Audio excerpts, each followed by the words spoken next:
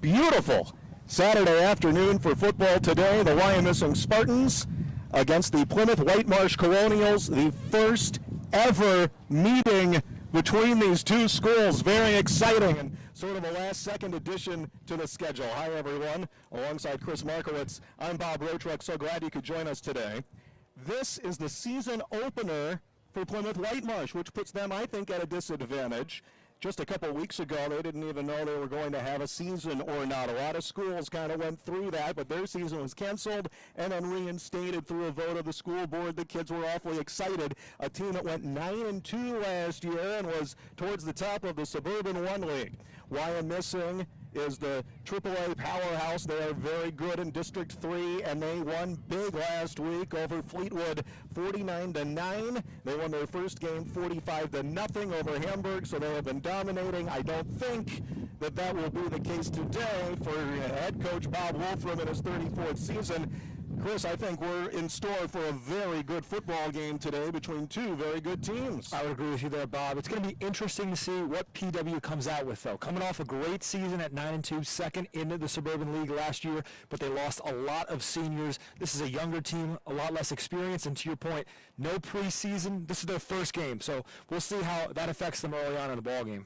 Wyomissing dominated last week on a less pretty day. We were here in the rain. It wasn't raining too hard, but they racked up over 500 yards of offense. And Evan Nadrowski, he was a converted lineman, and he steps in as a fullback last year, and he kept on doing it again last week as well. Yeah, this kid can do it all on the offensive end of the ball. He had a touchdown catch, ran one in from 56 yards. Like to see him get out in the field. He's a diesel when he has the ball and he gets those legs churning. I said that Nadrowski went untouched on that 56-yard run. He credited the offensive lineman, and he confirmed what I said. He wasn't touched at all. Nobody got a hand on him on that 56-yard run. Nadrowski is a horse, 240 pounds. Jordan Allman, and he can do it all. He was the quarterback last year when Zach Zeckman went down in the first game of the season. Now Allman is back in the field and doing everything. Yeah, on both sides of the field as well, getting an interception last week, scoring some touchdowns, doing it for the offense and defense here for Wyomissing head coach Bob Wolfram. Since 1987 as the head coach in his 34th year. He was an assistant coach for 12 years before that, and he tells me in 46 years here with Wyomissing football, they have never played Plymouth Whitemarsh. I mean, it's not that far away, but this is an exciting opportunity for his team to play a bigger school program in this shortened season schedule that has some not as strong opponents coming up. This is the biggie. This is the game that we expect should be tight. In the meantime, Plymouth Whitemarsh, and they run this wishbone and option stuff, and they just run the ball down your throats. And they have one kid back from their 9-2 team. They lost a ton, but Dylan Duran is a pretty big deal. He's a stud last year as a junior, first team all tight end in that league. So look out for him on the offensive end of the ball. Second team defense in that league as well. He does it on both sides. All right, 44 Nate Kern. He's got to step up to the challenge here. Nate Kern, the returning running back. They lost their 3 leading rushers. We'll see what he does when he gets the ball here today. Plymouth Whitemarsh had some games last year where they passed maybe once or twice for the entire game. Wyomissing, no stranger to running the ball, also out of 500 total yards of offense last week. 400 of those were on the ground. For Plymouth Whitemarsh, their head coach in his 11th year is Dan Chang. They were 1-9 2 years ago. Last year they were 9-2. What will they be this year? We're not sure. This is their first game of the season. They're just happy to have football, period, because a couple of weeks ago they didn't think that they would. So Plymouth Whitemarsh traveling to Wyomissing for their first occasion and first meeting ever against the Wyomissing Spartans, and we have kickoff coming up on SFBN. Hi, everybody. This is former Philadelphia Flyer Bill Clement. I sure hope you're all well. So the coronavirus pandemic has really changed how we do things. And for Flyers fans, how frustrating to have the season end the way it did, as well as the team was playing at the end. But the other day I started to think, imagine the frustration of small business owners who account for 99.7% of America's businesses, the backbone of our economy. Well, my good friends at PSS Benefits have dedicated their business to providing solutions for small and medium-sized companies. Partnered with Payroll Service Solutions, they offer seamless pay-as-you-go workers' compensation. They offer retirement plans and HR services. They also provide health insurance, business insurances, and personal insurances. They have programs available to assist in deferring or reducing insurance premiums during this difficult time, and they are fully staffed to personally assist their clients. This is a period of uncertainty, and PSS Benefits is helping clients understand their options with the CARES Act, and also making sure their clients are comfortable with their portfolios as well as their risk tolerance. Throughout the remainder of this pandemic and continuing forward, PSS Benefits and their partner Payroll Service Solutions are there for all of your business needs.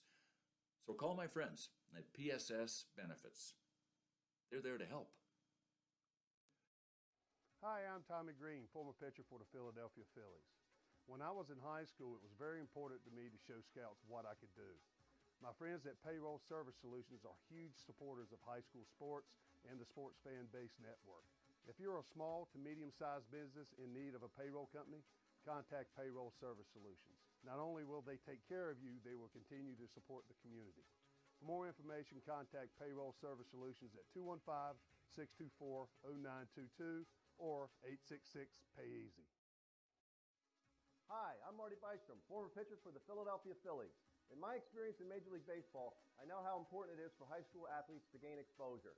My friends at Payroll Service Solutions are huge supporters of high school sports and the Sports Fan Base Network. If you are a small to medium-sized business in need of a payroll company, contact Payroll Service Solutions. Not only will they take care of you, they will continue to support the community. For more information, contact Payroll Service Solutions at 215-624-0922 or 866-PAY-EASY. Hi, I'm Tommy Green, former pitcher for the Philadelphia Phillies. When I was in high school, it was very important to me to show scouts what I could do.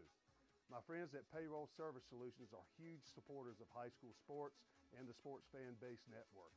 If you're a small to medium-sized business in need of a payroll company, contact Payroll Service Solutions. Not only will they take care of you, they will continue to support the community. For more information, contact Payroll Service Solutions at 215-624-0922 or 866-PAY-EASY. SFBN back here with you from Wyomissing High School. The Spartans against the Plymouth Whitemarsh Colonials out of the Suburban 1 League. Wyomissing lost maybe their top 5 opponents for this season on the shortened schedule. This week was going to be Southern Columbia, right now on a 51-game winning streak. It would have been an incredible matchup of the two winningest coaches active in the state. Instead, Southern Columbia was not allowed to travel outside of their region. That was a rule in the Heartland Conference this year. And they had an open date, and they were asking around, hey, does anyone want to play us on this date? And then Plymouth Whitemarsh ends up putting a season together. They voted it in a couple weeks ago, and it wasn't long after that that the two teams got together to make this happen. And so here we are, history, the first ever meeting between Wyomissing and Plymouth Whitemarsh with their junior quarterback, Phil Tarmina, for the Colonials, wearing the white and red. They will be receiving, and we'll have the big leg of Aiden Cerulli to kick off. We do have kind of a light breeze here on this pleasantly crisp and cool Saturday as well. We have distance among the fans. We have the players who are allowed to give some tickets to their relatives. We're very proud to be here on SFBN to help everyone else out who would be here, and we wish you could be here with us. But obviously we know that there are certain rules and regulations that are in place that are changing things dramatically. Okay, deep to receive is Chris McLaughlin, and I think that's, well, that might be Zion East who is joining them back there, number 3, I believe. And here comes Aiden Cerulli with the opening kickoff for Game 3 of the season for Wyo. It is caught by McLaughlin almost to the goal line, and he's going to bring it out, and he has blockers, and he's across the 30 to the 35-yard line almost, where Plymouth Whitemarsh and the Colonials of head coach Dan Chang and quarterback Phil Tarmina will start it off. And a good start to the ball game for PW. Anytime your special teams can get a big return like that, it psychs everybody up on the sideline and sets the tone for the rest of the game. So we have the big old Army or Navy style offense here, this triple option stuff. And Nate Kern is one of their running backs, along with 3 Zionese, 2 Chris McLaughlin. We'll see all kinds of different sets.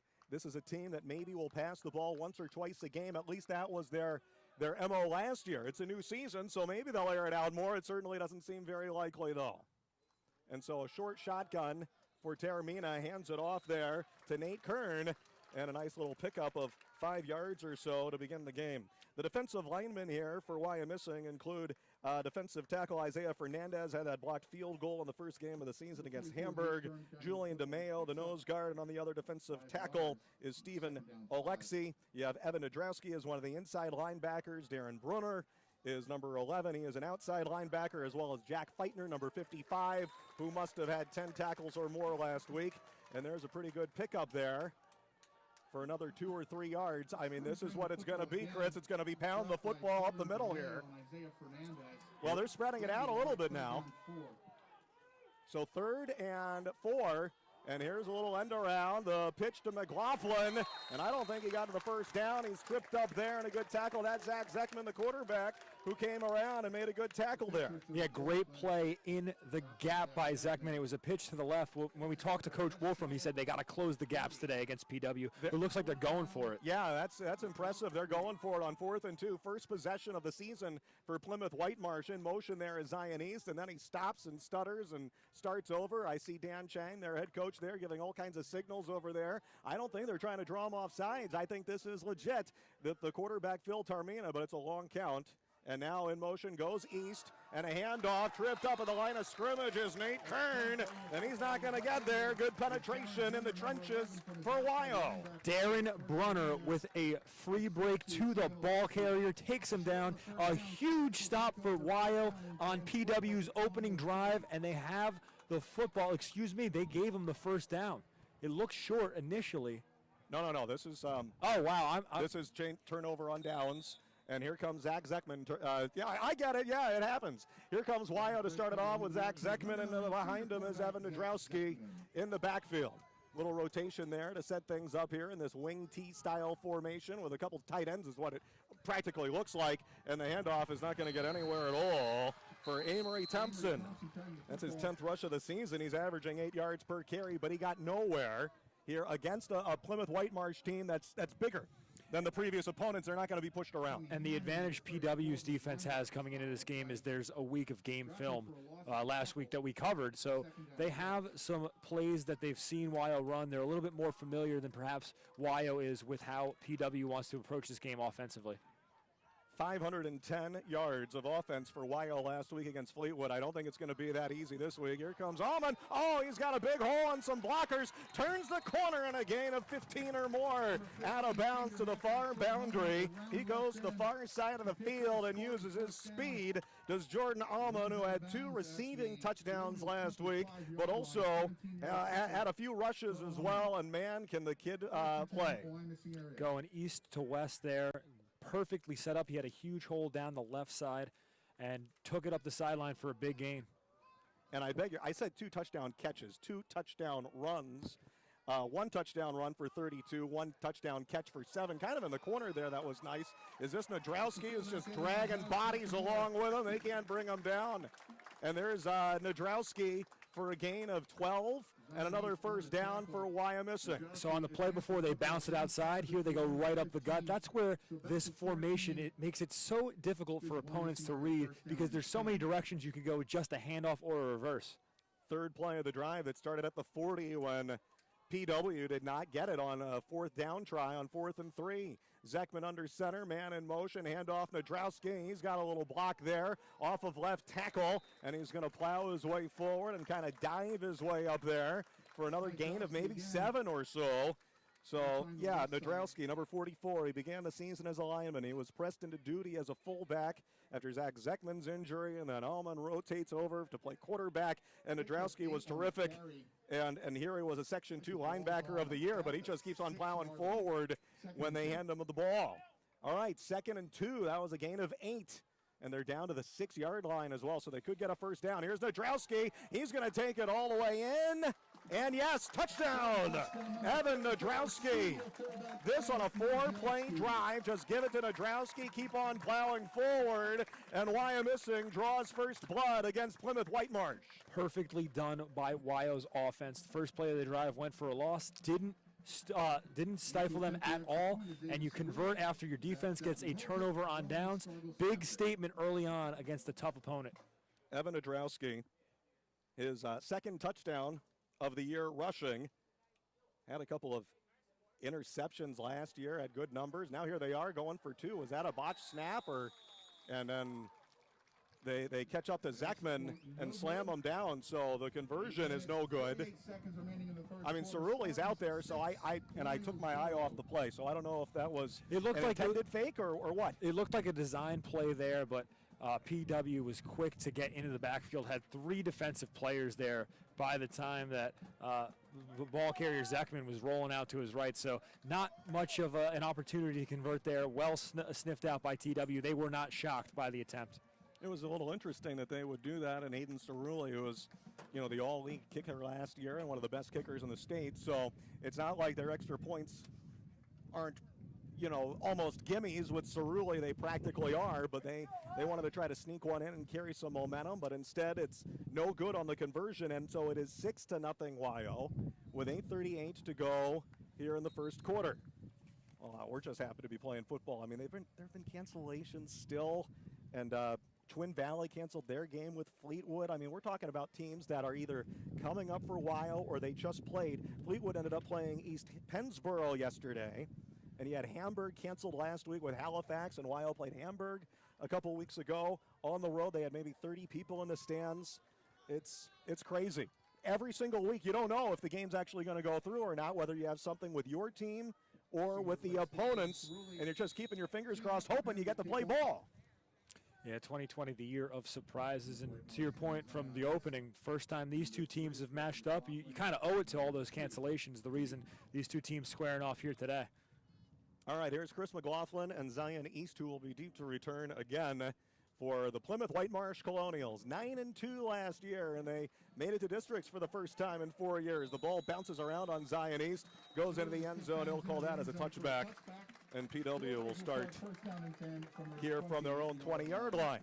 Good job by East there not to panic. Traditionally at this level, when a return man has the ball go through his hands, you see a little bit of a panic there, a rush to pick the ball back up, but wisely lets it just roll back into the end zone for the touchback.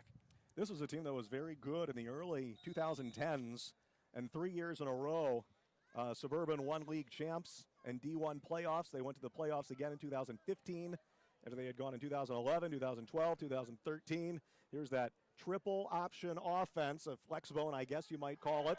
Termina, their new quarterback, he hands it off up the gut, and not much of a pickup there. We talked with Bob Wolfram before the game, and he's talking about this kind of Army-style football. His son coaches at Army Prep, and they run that same style of wishbone as Army, which is not unlike what Plymouth Whitemarsh has. So he's got a little bit of an inside idea on how to play against this, and he says it's going to take everyone. Nadrowski and Feitner and Bruner, they're some of the big names, but when you're dealing with the team that's running it at you every single time, it's going to take everyone buying in, a lot of muscle. And here's a nice little pickup. I think that's Zion East, who was kind of rolling around, or is that Termina keeping it himself? Around the right side. I'm waiting for the guys to come unpiled there. Okay, well, anyway, Alexi and Tommy Grabowski on the tackles there. Real quick, I've heard from a lot of the fans here, a lot of the parents, and they're so thrilled that we're broadcasting these games on SFBN. And I was told by his dad to give a shout out to Grabowski's grandparents watching in Kansas City, and they're so thrilled to have these broadcasts. So hello to the grandparents of Tommy Grabowski. I was saying Thomas before. We're going Tommy now. All right, diving forward, and that was Tommy Hannon, and he's a sophomore, and he gets a big carry here on their second drive of the game. Yeah, it's going to be a lot of young ball carriers today for PW. They graduated their top 3 rushers last year, including Brian Dresden, who went for 1,500 yards on the ground, and he's playing college ball at Ursinus this year. And he had almost 300 yards in their playoff game last year, too. Oh, he's airing it out. Boy, this is unusual, but he overthrew the intended receiver, Scanapico, and incomplete. Last year, Plymouth Whitemarsh had some games where they passed the ball once or twice for the entire game. So that is how unusual this is for Dan Chang's team. And that's a missed opportunity as well, because Scanapico was relatively wide open on the post route. A missed chance for 6 there. They might be passing a little bit more. Well, here comes the pitch. And busting through to meet him there. It looked like he was practically unblocked on the big tackle. Pushing his way in is number 72, Stephen Alexi. Alexi had some big tackles in the first quarter last week against Fleetwood, and that is a huge loss. This is a passing situation. 3rd and 16, PW not necessarily comfortable running plays here. We'll see what they come up with, as this is going to be difficult to get on the ground. From their own 27, 3rd and 16. They didn't even punt it last time, but they had 4th and 3. And Wyomissing took over at the 40 and made it look very easy on their 5-play drive for the touchdown. And now here is a run up the middle, so they're not even going to try to pass on what you would normally think is a passing down. Tommy Hannon had the carry there, and that was another tackle for Alexi. So we've got at least 3 tackles for Alexi to begin. Last week I was saying Jack Feitner all the time, but today it looks like Stephen Alexi at least to start. And they will punt it away. Dylan Duran, who was an All-American first team in the American Conference of the Suburban 1 League as a tight end, second team defensive end, and he does their punting as well, and it's blocked, and getting in is Jack Feitner. Number 55, Jack Feitner, busts his way through and blocked the punt. What a start to this game for Wyo. Feitner with a huge play there. A dream start for Wyo. The ball within the 20-yard line. They're in prime scoring position with just 5:39 remaining in the first quarter, looking to take a 2-score lead. This is a dream beginning to this game. This is such an unusual situation to have a team in their 3rd game against a team in its first game. And I mean, does that ever happen? It's happening here. And I asked Coach Bob Wolfram, and he said, give them a quarter and they'll kind of shake the kinks out. The first games are uglier than the 3rd and the 4th games. They just are, because kids are still learning what they need to do. The first drive of the season was not very good for Wyomissing when they got backed up by Hamburg. I think it's a huge difference. And here we're kind of seeing that, but we're also seeing Wyo just play some very good football. So a gain of 4 on their first run, and Wyomissing a 6-0 lead and looking for more after the blocked punt by Jack Feitner. Practice speed and game speed are 2 separate things. You cannot simulate real game action in practice. That's why, to your point, those first games for each team usually end up looking uglier than by the end of the season. All right, here's Zekman. It's his second option on the handoff, a fake, and then the give to Amory Thompson, and he goes off tackle for a nice pickup of maybe 4 or 5. It'll bring up 3rd and 1. They do a lot of these reverse action plays and looks. That's Wyo's game, and it has been for 34 years with Bob Wolfram as the head coach in the wing tee, and it keeps the defense on their toes. You never know which way the ball is going. And with so many passing options in the high school game now, it's very uncommon to see a wing tee team, so it throws a lot of opponents off balance. Wide right is Darren Bruner, handoff and diving for the goal line, Nadrowski, and is he in? No, it looks like he's short here. Evan Nadrowski, I thought he gotten in. And he was kind of diving for the goal line. I think he falls short, and he's at the 1-yard line where they mark it. And it's a 1st and goal from the 1. And I think you might be pushing it forward for Nadrowski unless Zekman keeps it himself. Nope, it's Nadrowski right through the line, practically a little bit over the line and in. And the blockers are making it look easy for the big man, Evan Nadrowski, with his 2nd touchdown of the game. Nadrowski reminding me of Brandon Jacobs with that size, the way he runs it up the middle at 240. Just unstoppable once he gets some momentum under those legs, churning forward, an easy touchdown for another 6. I really was expecting this to be a tough battle. I mean, you've got Plymouth Whitemarsh, a 5A team and a formerly a 6A team. This is a bigger school. Wyo's gone up against the big boys before, but they don't do it all the time. Here they are going for 2 with Zekman under center, and the pitch to Nadrowski. He's going to fire his way in, and a wide open hole on the blockers there on the right tight end for Nadrowski. So they make up for the missed conversion earlier.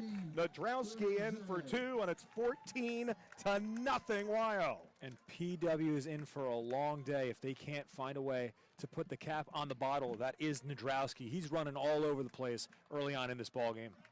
Zekman hasn't passed it yet, has he? He hasn't thrown it even once, which he hasn't had to. On the season, 14 of 22. I mean, he can air it out a little bit. He was 8 of 14 last week. I'm going off the top of my head on some of this. So Nadrowski, who had a couple touchdowns last week, one on the ground, 56 yards, and one in the air. He caught the ball and then kind of rumbled his way in, got to the pylon on a 12-yard catch. Here he already has 2 touchdown runs of 6 yards and 1 yard, and it is 14-0 Wyomissing in the first quarter. And on the Plymouth Whitemarsh side, you've got to avoid some sort of amount of panic, because this is not going how you were hoping or expecting going into your first quarter of the season. No, it's been a slow start for PW, but to your point, you got to stay calm here. No rush, still just the first quarter. Stick to your game plan. Understand there's a lot of time left. You just got to find a rhythm early on in this game. Aiden Cerulli will be booting it away. And again, deep to return are McLaughlin and Zion East, number 2 and number 3. They had a pretty decent return on the first kick. The second one was a touchback. Pretty good boot for Cerulli. It'll be caught just in front of the goal line here by Zion East. And he's going to kind of run into traffic, and that's actually McLaughlin, number 2.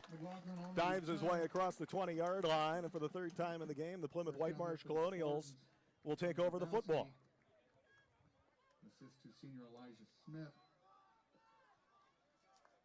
Wyomissing with a couple more home games coming up that we will be covering as well. Next week against the Twin Valley Raiders. That's a 1:30 game. Twin Valley was 3-7 last year. The following Saturday, October 17th, against the Kutztown Cougars. Winless the last couple of seasons, and that should be a win for Wyomissing. You still have to play the game, of course. Well, here's some guys who are coming in and playing the game, and Isaiah Fernandez, number 67 among others, wrapping them up and hauling them down. I saw Stephen Alexi there, but I don't think he was involved on that tackle. The handoff was to Nate Kern. Kern's not getting a lot of help. No, he's not, but the focus going into this game for Wyo was to close the gaps early. That's what Coach Wolfram said, and that's what's been the story for Wyomissing's defense. They're getting to that gap before the ball carrier. Well, I mean, look at this. Darren Bruner is there. Jack Feitner is there. There was a no gain on the previous play. That was the better of the two plays because this is a tackle for loss. Darren Bruner, Isaiah Fernandez. I mean, these guys are monsters, and they are pushing around the bodies of the Plymouth Whitemarsh Colonials in the trenches. 3rd and 13 from their own 19 for the Colonials. And this is the disadvantage when your offensive attack is based so much on the ground attack. If you can't get it going and you fall behind 3 scores early, it's very difficult to catch up. This is a huge down here for PW in this ballgame. Phil Termina in motion there is McLaughlin. And there's a flag on the play. And there is a whole lot of busting through the line again, including Isaiah Fernandez, who was one of the top defensive players of the week in week 1 in their 45-0 win over Hamburg. And so we had a penalty here against the Colonials. Penalty is declined. Termina was dropped in the backfield for another loss. This will be a punt. They decline the penalty. So Dylan Duran will come on 4th down here. And Amory Thompson will be ready to return for Bob Wolfram's Wyomissing Spartans from his 40. And a 14-0 lead in the first quarter for the Wyomissing Spartans. Oh, a high snap goes out of the end zone. And that'll be a safety. Boy, that was some slippery fingers there and just airmailed it over the punter, Dylan Duran. 16, Colonial 0. Yeah, this is a PW team that clearly, Bob, just struggling in their first game. Always a struggle going up against a team that has 2 or 3 under their belt, and you're just trying to get off the schneid. But without live game action, PW has come into this game very unprepared for today. And Wyo has a chance here to, if they put this one in the end zone. Yeah, Wyo gets 3 the ball back. scores. Yeah, they get the ball back here after the safety. It'll be a punt. They have the option, but it should be a punt, one would assume.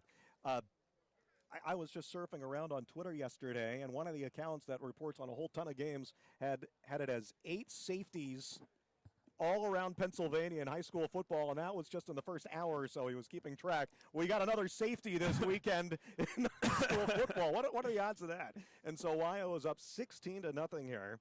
I had read, and I meant to catch up with their head coach, Dan Chang, but he was tough to get a hold of. But I believe that Plymouth Whitemarsh has scheduled a game for next week, not far away from here, against Muhlenberg. The scheduling is hard to get a hold of because it changes each week practically. There are teams that are losing games and then they're rescheduling with new opponents. So some of the info that's out there on the internet is old and it's hard to get a hold of. But that's what I believe is on tap for Plymouth Whitemarsh against Muhlenberg next week. Okay, so Amory Thompson is deep to return. They're actually going to kick it off, and they have the option to punt it here after the safety, but they're going to elect to kick it off. And I think this is, let's see, Sproul teeing it up 38, yeah. for the Colonials. Stevie Sproul will boot it from the 20. That's a low line drive kick. Amory Thompson scooping it up about the 32-yard line and tackled at the 45 on his feet for a couple more strides and brought down there. Wyo takes over the ball with a 16-0 lead. And now with the football again, too. Big defensive possession here for Plymouth Whitemarsh. You don't want to go down 3 scores in the first quarter when your offense is predicated on scoring on the ground and the ground attack is struggling, right? Because if you're a ground team, it takes time off the clock to move the ball. A big lead, a 3-score lead, very tough to come back from when your offense has to take time off the clock to move the ball. This is, of course, a non-conference game for Wyomissing, but it's worth it. One would assume some pretty good points in the power rankings because it's against a bigger program. Zekman's going to air it out, has Thompson. It's almost intercepted. It falls incomplete. Scanapico was there, cutting in front, number 11, on a ball underthrown and very dangerous from Zach Zekman. He did have 1 interception last week, and that was almost 2. Yeah, he forced the issue there, and that would have been a huge break defensively for Plymouth Whitemarsh. But to your point, just 2 defenders running into each other almost, unable to make the play there. And Scanapico was one of them, and I'm not sure if 5 Taormina, who's also their quarterback, was the other.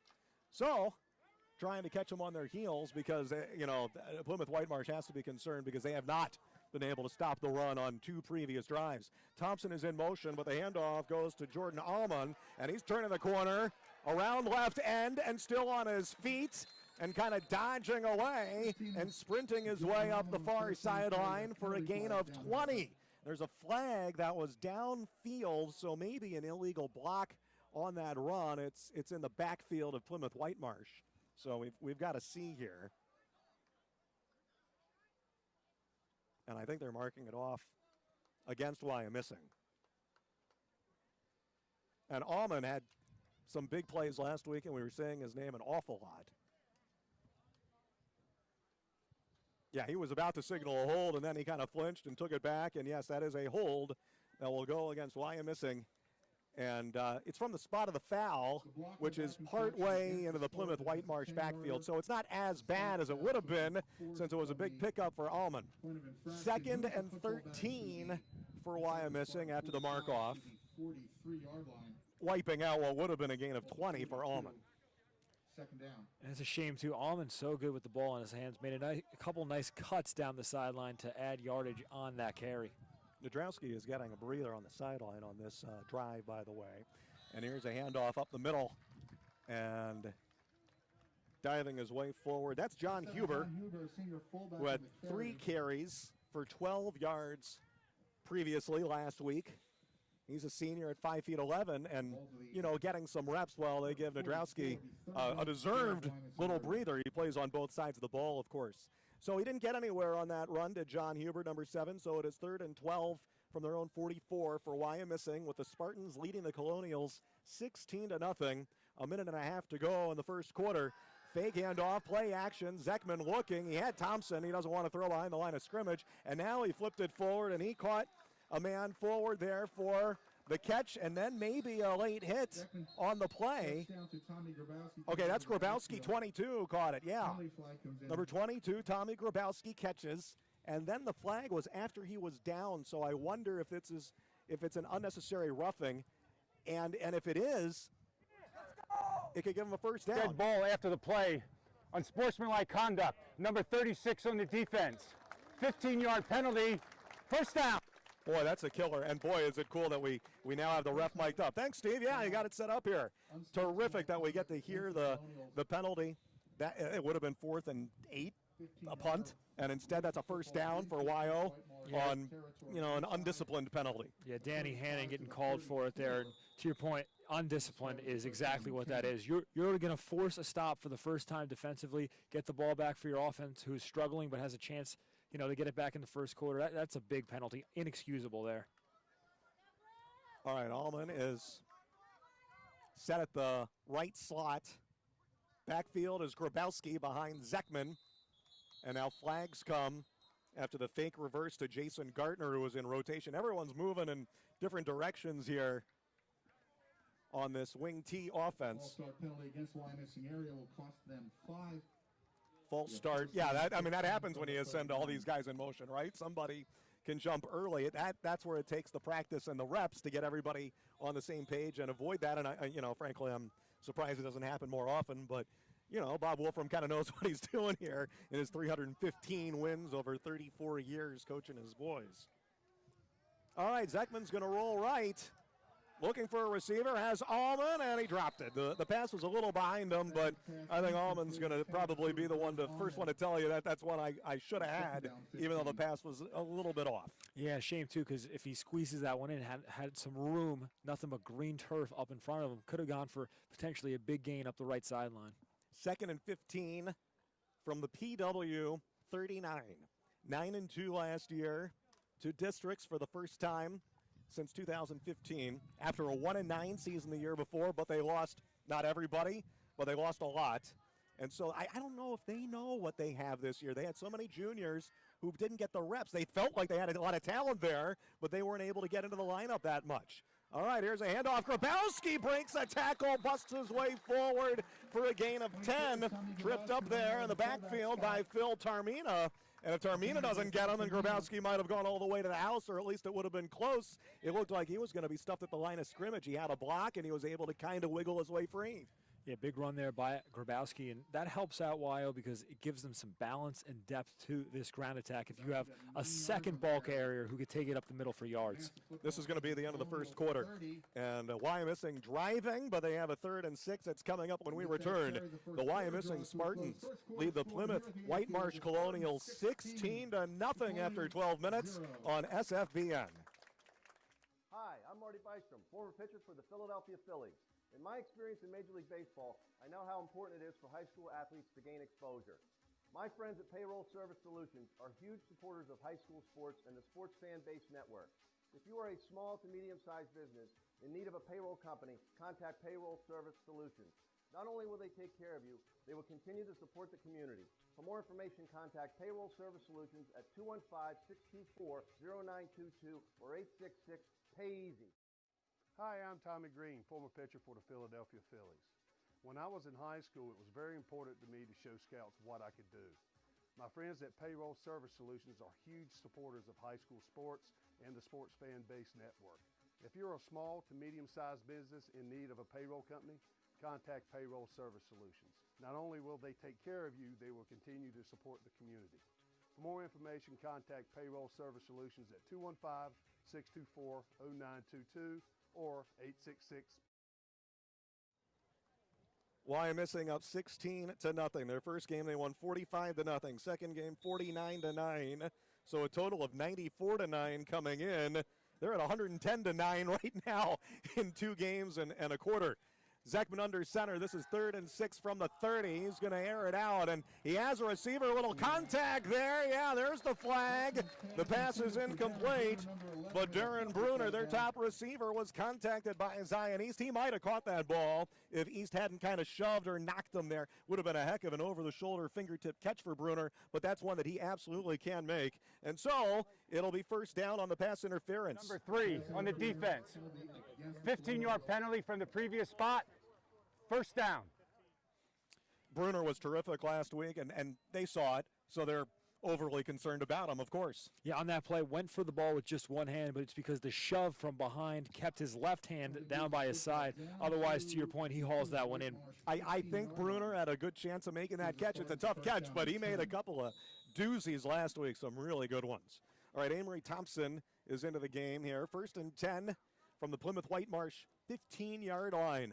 and the Wyomissing Spartans looking to build on a 16-0 lead in the first quarter against a 9-2 team from last year. That's a bigger program, but they lost a lot of players. Here's Nadrowski after he had his breather. He's back in there on this same drive because it's gone on so long, and he's going to drag a couple of tacklers with him for a gain of maybe about 5 for Evan Nadrowski, who has both of their touchdowns already today.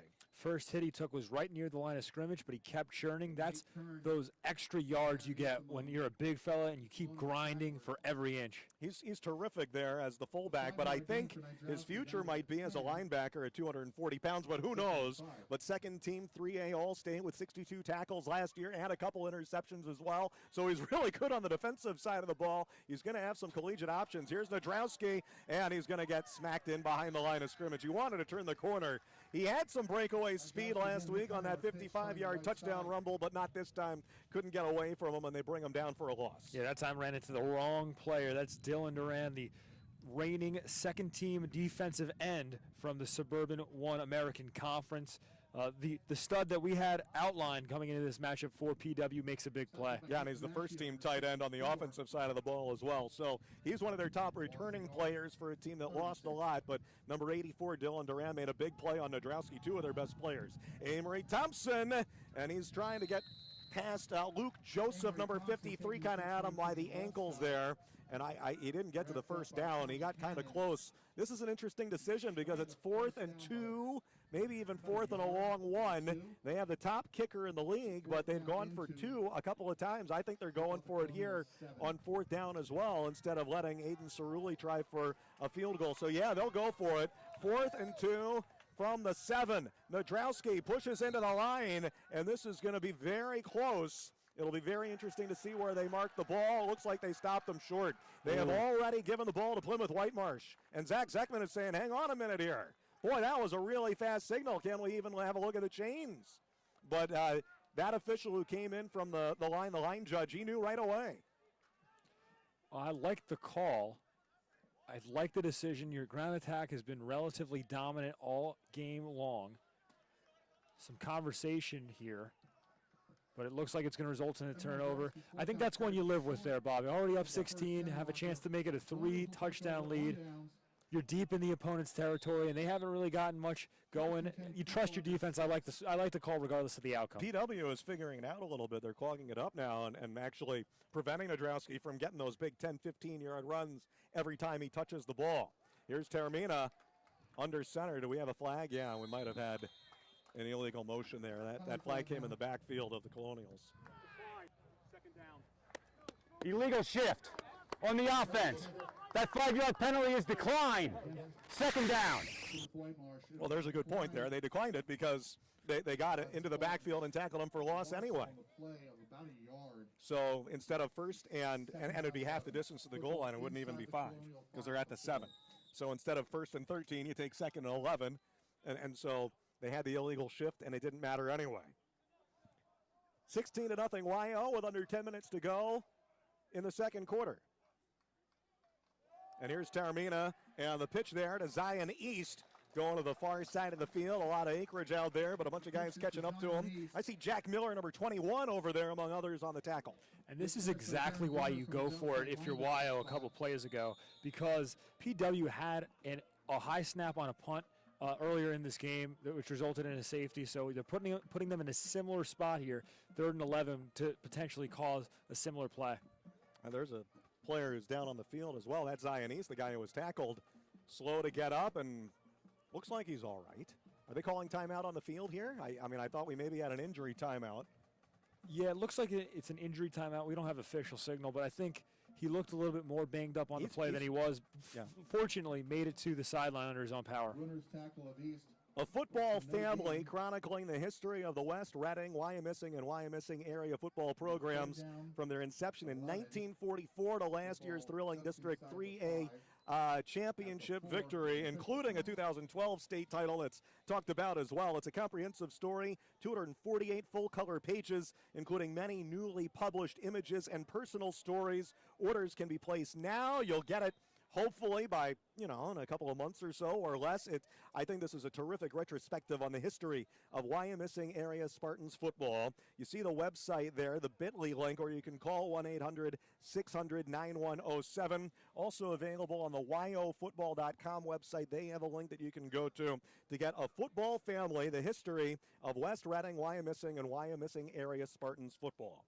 Okay, so we have 3rd and 11 from their 5 out of that timeout for the Plymouth Whitemarsh Colonials, who have their hands full getting anything going at all against Wyomissing, but they're starting to figure it out as we go along. And here's Termina. Oh, that's a bad pass, and it's knocked out of the hands of Allman by Chris McLaughlin. And so it looked like McLaughlin was defending on Allman, and Allman was actually the defender. The pass, well, that was a dying quail, and Allman was going to have a very easy interception if McLaughlin hadn't come in as the receiver and knocked it away. Nothing but navy blue jerseys surrounding that pass until the last second. A great hustle play by McLaughlin, which saves what would have been a very short punt and potential return for a touchdown on the interception. I don't think that pass was tipped, but it almost looked like it was because it was not a good pass. And I don't know if it slipped out of his hands or if he got hit on the release. I don't think that happened either. This is Dylan Duran, who was on to punt. And they have a fake. They're putting it up the middle. Boy, they did try a fake play, and they didn't get anywhere. So, wow, from their own 5, and they try a fake punt. Special teams has been a killer. That's the 3rd time we've had a bad play by PW. Not sure if it was a fake or the snap was just on straight into the ground, but now we had the block punt to start the game by Wyo, then the snap that sailed over the punter a few possessions ago for the safety, and now this blown snap. Just special teams being a killer today for Plymouth Whitemarsh. Yeah, blocked punt, safety, and then this one, whether it was intentional or not, and they went for it on 4th down on a different play. So it's 4 different 4th downs that have been disasters for Plymouth Whitemarsh, and now it's 1st and goal from the 3 for Wyo. Nadrowski off guard, and I don't think he made it to the goal line. He got maybe 1 or 2 yards closer. I don't think it's going to matter here on this drive because they have, they're starting from the 3. But Plymouth Whitemarsh is actually clogging it up in the trenches, certainly much more so than they were at the beginning of the game. Defense is starting to come together for Plymouth Whitemarsh. I mean, you can't defend a 3-yard field, but it is. Right. Well, no, on earlier possessions, in this game, we've seen signs. It's just a matter of whether or not their offense can figure it out. It's going to be a long game for this defensive unit. 2nd and goal from the 1, 3 men in the backfield here. Nadrowski is back there. Man in motion is Gartner, and Zekman's going to throw, and he has Bruner, touchdown. Bruner wide open in the corner of the end zone at the 3-man backfield. Nobody was anywhere close to their top receiver from a year ago. Returning to Wyo this year, Darren Bruner, and it's now 22-0.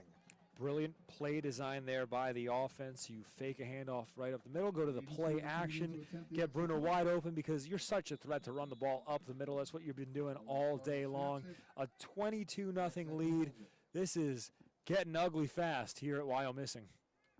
And now Cerulli will be on to attempt his first extra point of the game. A missed 2-point conversion, then a successful 2-point conversion. High snap. Zekman brought it down. Cerulli's kick is up, and it is good. And it is 23-0 Wyo all over the Plymouth Whitemarsh Colonials. And again, this is a Wyo team. Comes in 4th in District 3 in the AAA Power Rankings. 4th. With the whole lopsided scores and everything, but those whole strength of schedules and computer rankings, I'll never figure them out. It doesn't make sense to me.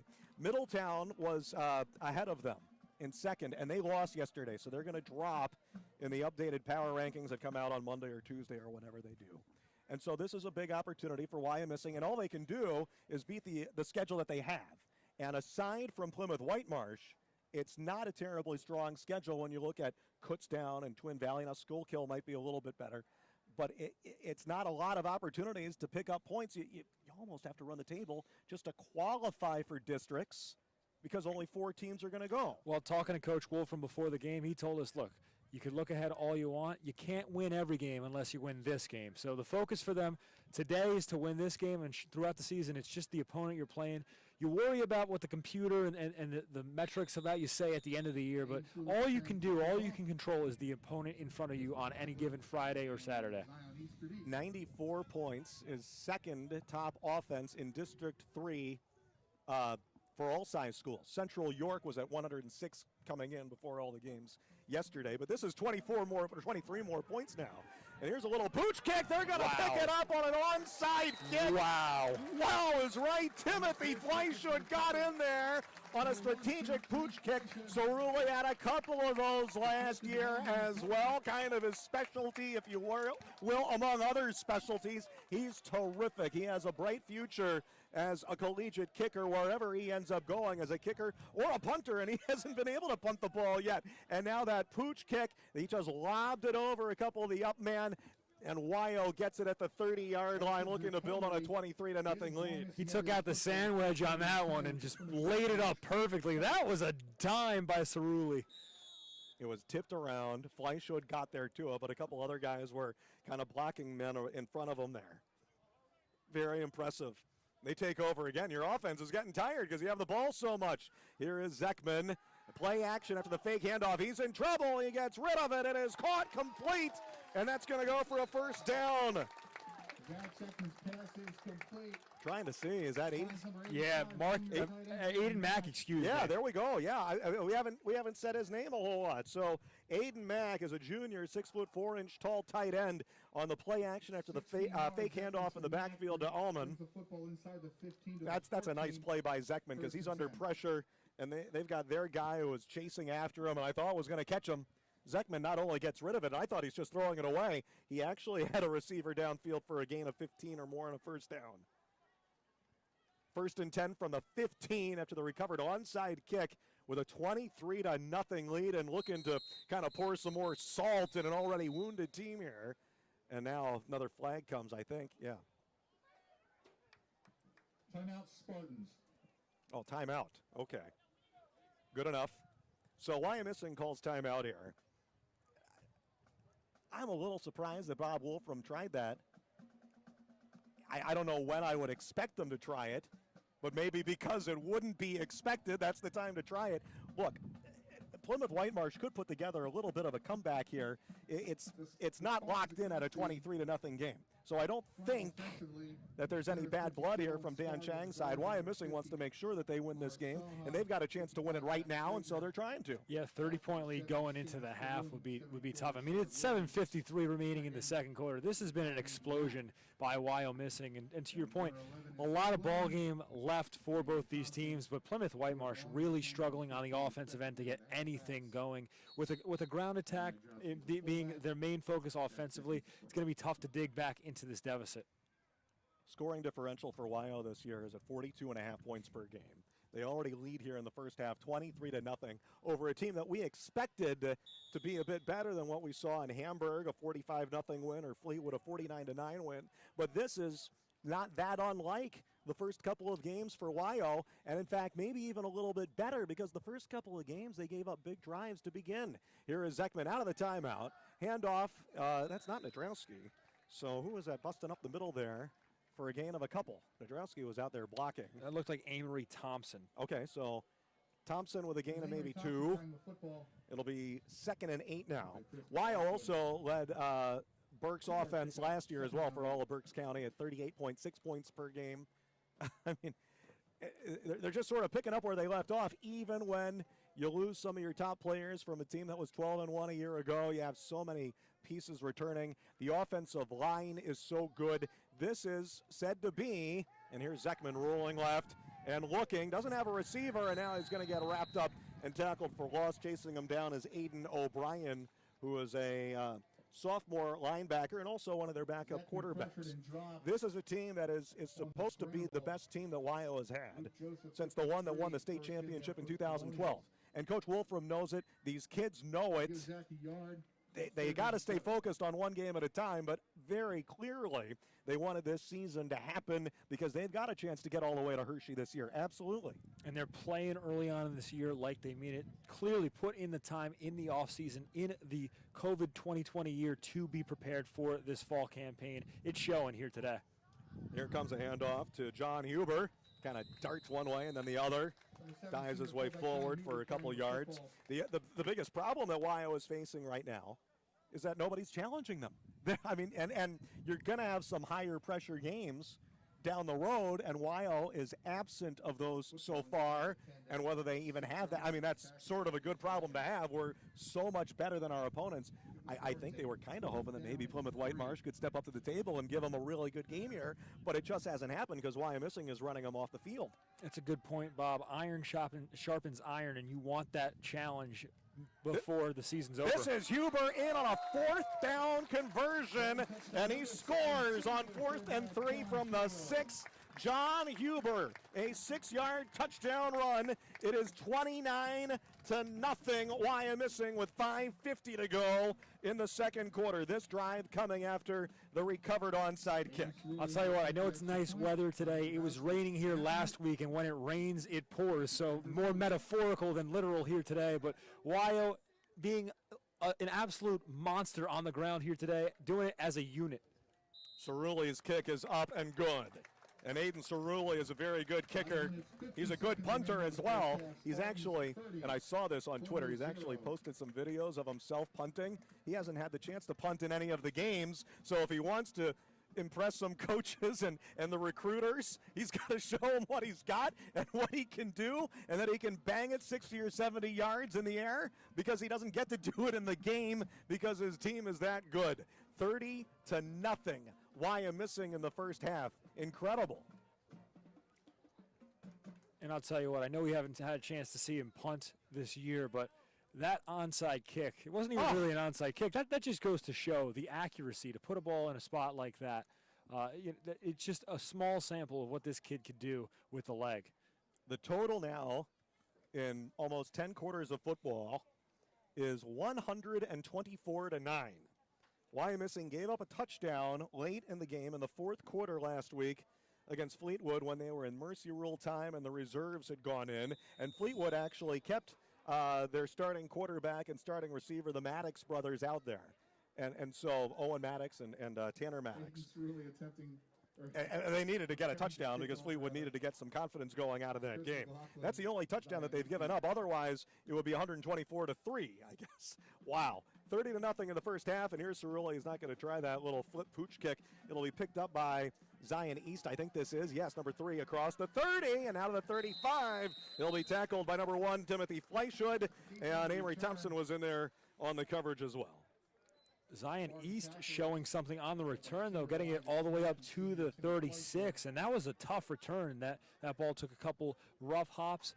He's had a couple good returns here today. It's been the lone spot that PW has been able to move the ball is on his kick returns. Well, now Plymouth Whitemarsh, they just, look, if it happens and they start putting some scores together and make the game interesting, then great. But right now, I think you're just focused on let's just do some things the right way and get any kind of success offensively at all. Their 4th downs have been a disaster. The high snap safety into their own end zone, the blocked punt, and a couple of missed 4th downs as well. They need to score. They need something here. Taormina hands it off, and they're not going to get anything. Nate Kern is wrapped up behind the line of scrimmage in there. Julian DeMeo, the nose tackle, got in on the tackle. Jack Feitner was in there too. Nate Kern up the middle. And he's slow to get up. That's not Kern who's down though? DeMeo. Yeah, it is. It is Kern. Oh, he's definitely feeling it around his ankle or leg or so. And boy, he is hobbled. Yeah, they got to get him out of this game. He wants to stay in. But bodies are crashing and falling around all over the place, and now he's going down. He wanted to walk off, and that's not, I don't think that's cramping. I think somebody kind of rolled on his ankle or something is what that could be. I mean, he was up and walking, then he said, no, this doesn't feel right, so he does go down. And so some of the PW players are taking a knee and a little breather as well, and now he is going to try to get up. And cramping is still possible, too. I mean, it could be anything. And he's walking a little better. And timeout is called on the field as well. 15 starters returning for this Wyomissing team from a year ago here in a matchup. And, I mean, last week against Fleetwood in the first quarter, you know, I was like, can Fleetwood kind of hang in there? Because I know they lost players, but they were 8-3 a year ago, so maybe they can do it. And they kind of did a little bit. And they had a field goal on the first drive. They got the ball back when they were down 7-3, and it took Wyo a little bit to get going. And it was sort of the same the previous week against Hamburg. It took Wyo a couple drives to get going because Hamburg almost scored first in that game. nothing of the sort here today. Wyo was dominating right from the outset. Well, it started with that first drive on their own 39. Plymouth Whitemarsh went for it, didn't get it, and Wyo has not looked back. It's been all them from that point on. 2nd and 11 for the Colonials from their own 35-yard line. Remember, and I know they lost players. This was a team that was 9-2 last year, and it's a bigger school. All right, flipped it up, a little bubble screen there for Tommy Hannon. And he's going to turn and make a gain out of that. So, a little bit at a time here for Dan Chang's Colonials trying to get it going. 3rd and 7.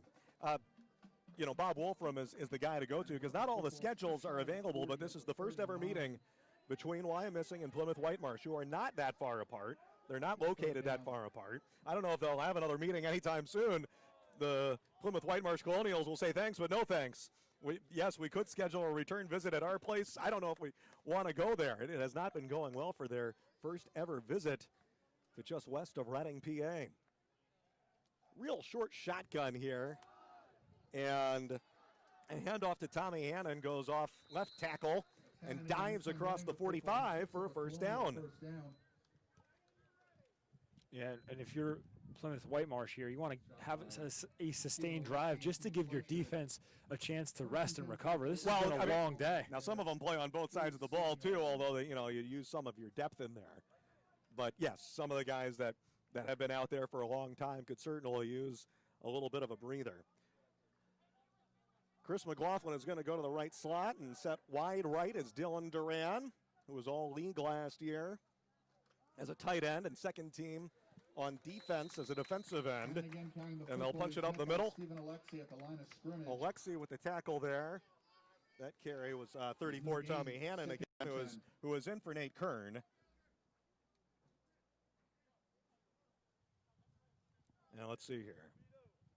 With the clock running and under 4 minutes to go in the second quarter, and looking over to the far sideline to get the signal, and here comes Scanapico, who's wide right.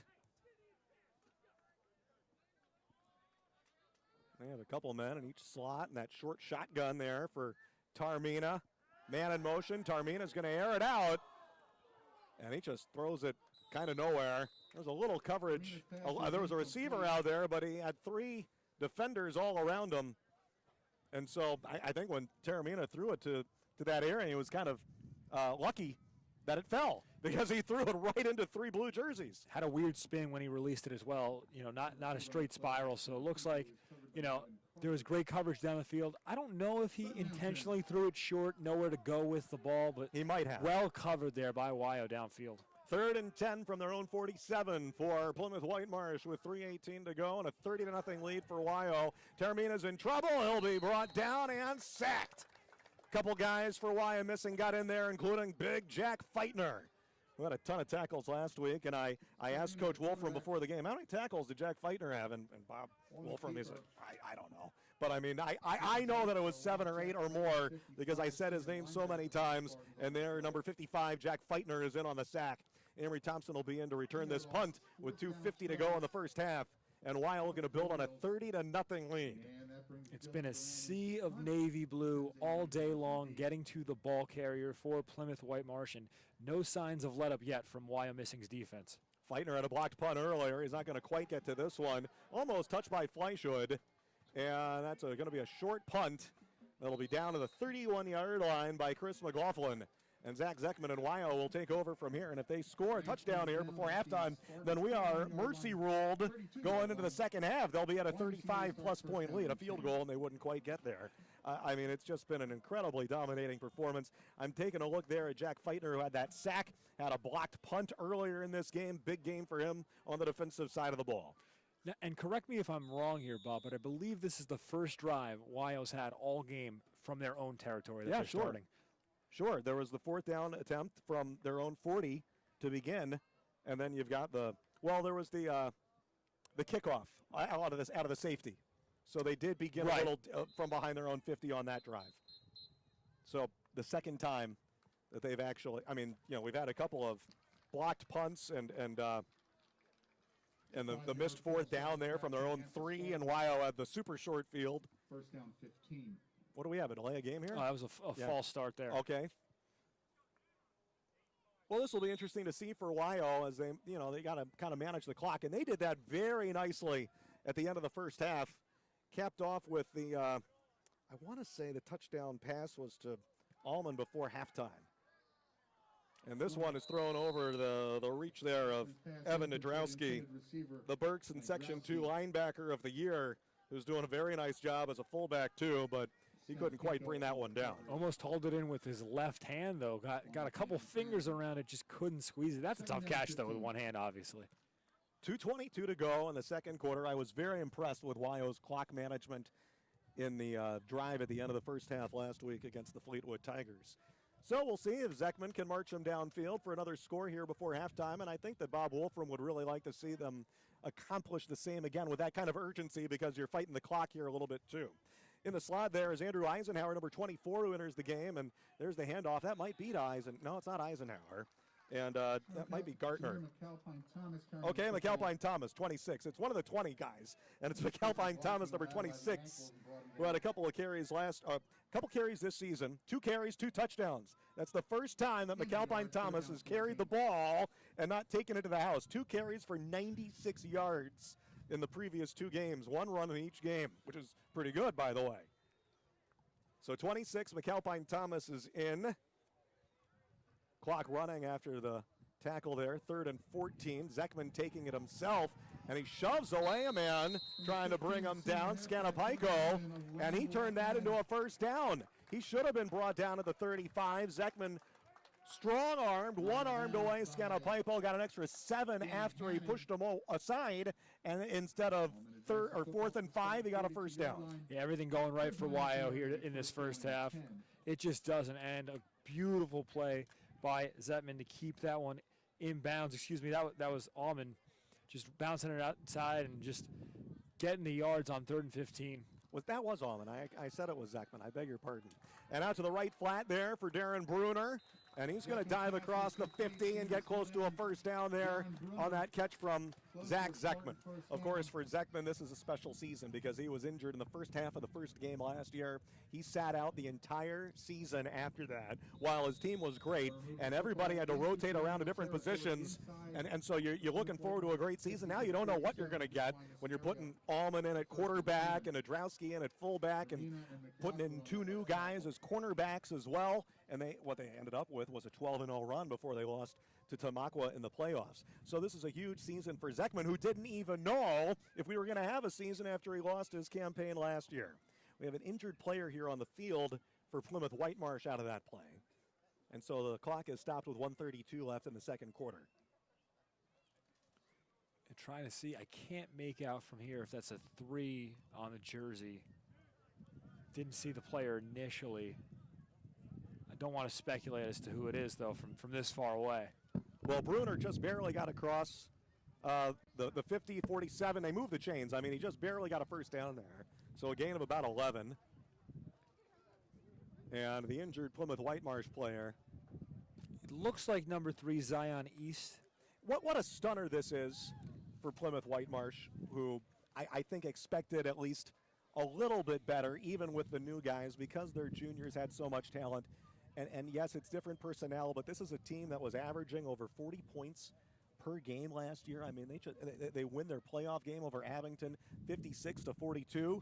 I mean, so not only are they giving up a ton, they haven't even really come close to scoring here in the first half against this terrific Wyomissing defense. And yes, they're very good, but these kids, they weren't expecting this. They know they're going into a tough opponent in a tough environment, but they don't think they're going to get blown out 30-0 in the first half. To your point, I think we expected a slow start from them. We didn't expect them to be down 30-0. Zeckman finds Bruner and across the 40, and a gain of 7, tackled by Scanapaico. I was saying we didn't expect them to be down this big with just a minute left in the second quarter. So Bruner, I believe, with 4 catches here, which isn't unusual for him. And Wyo is airing the ball out a little bit more now. Nadrowski's getting a little bit of a breather, too. And here's Zeckman, and he's going to pass again. And that one was off target for Bruner. Rolling out of the backfield there was Tommy Grabowski, who was stationed behind Zeckman. And I think Grabowski was open, but Zekman wanted to find Bruner, and you can hardly blame him, but his pass fell short. 3rd and 3 from the 40. There's a minute left in the half, so you could make it 4-down territory here. All right, Zekman is under center. Wide left was Almonte, and here's Zekman looking for Almonte, turned around in his fingertips. He couldn't hang on. Christian Almonte kind of got turned around there. Looked like he was about to make a terrific catch. He had it right there in the hands while he's falling backwards. Yeah, it was a good throw by Zekman, but as Almonte turned, his feet kind of got tangled there. That's a tough catch. I mean, tougher than it looks. I know he's open, but over the shoulder, had to turn back around. Unfortunately, couldn't haul it in. They're going to go for it on 4th and 3 from the 40 with 53 seconds to go in the first half. And all Spartans here, 30-0. Zekman drops back, had a little bit of trouble there. They were tangled up. He pitched it off to Grabowski, who will be tackled behind the line of scrimmage. Zekman's leg got tangled up with one of his teammates there, one of the running backs that was cutting across him, or maybe a lineman, and so the play fell apart very quickly.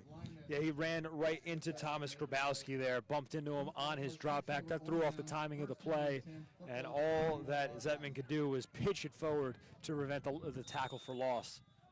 Plymouth Whitemarsh Colonials with one more chance here, but only 49 seconds left in the second quarter. All YO in the first half, 30-0. That's the first time that they haven't scored, right?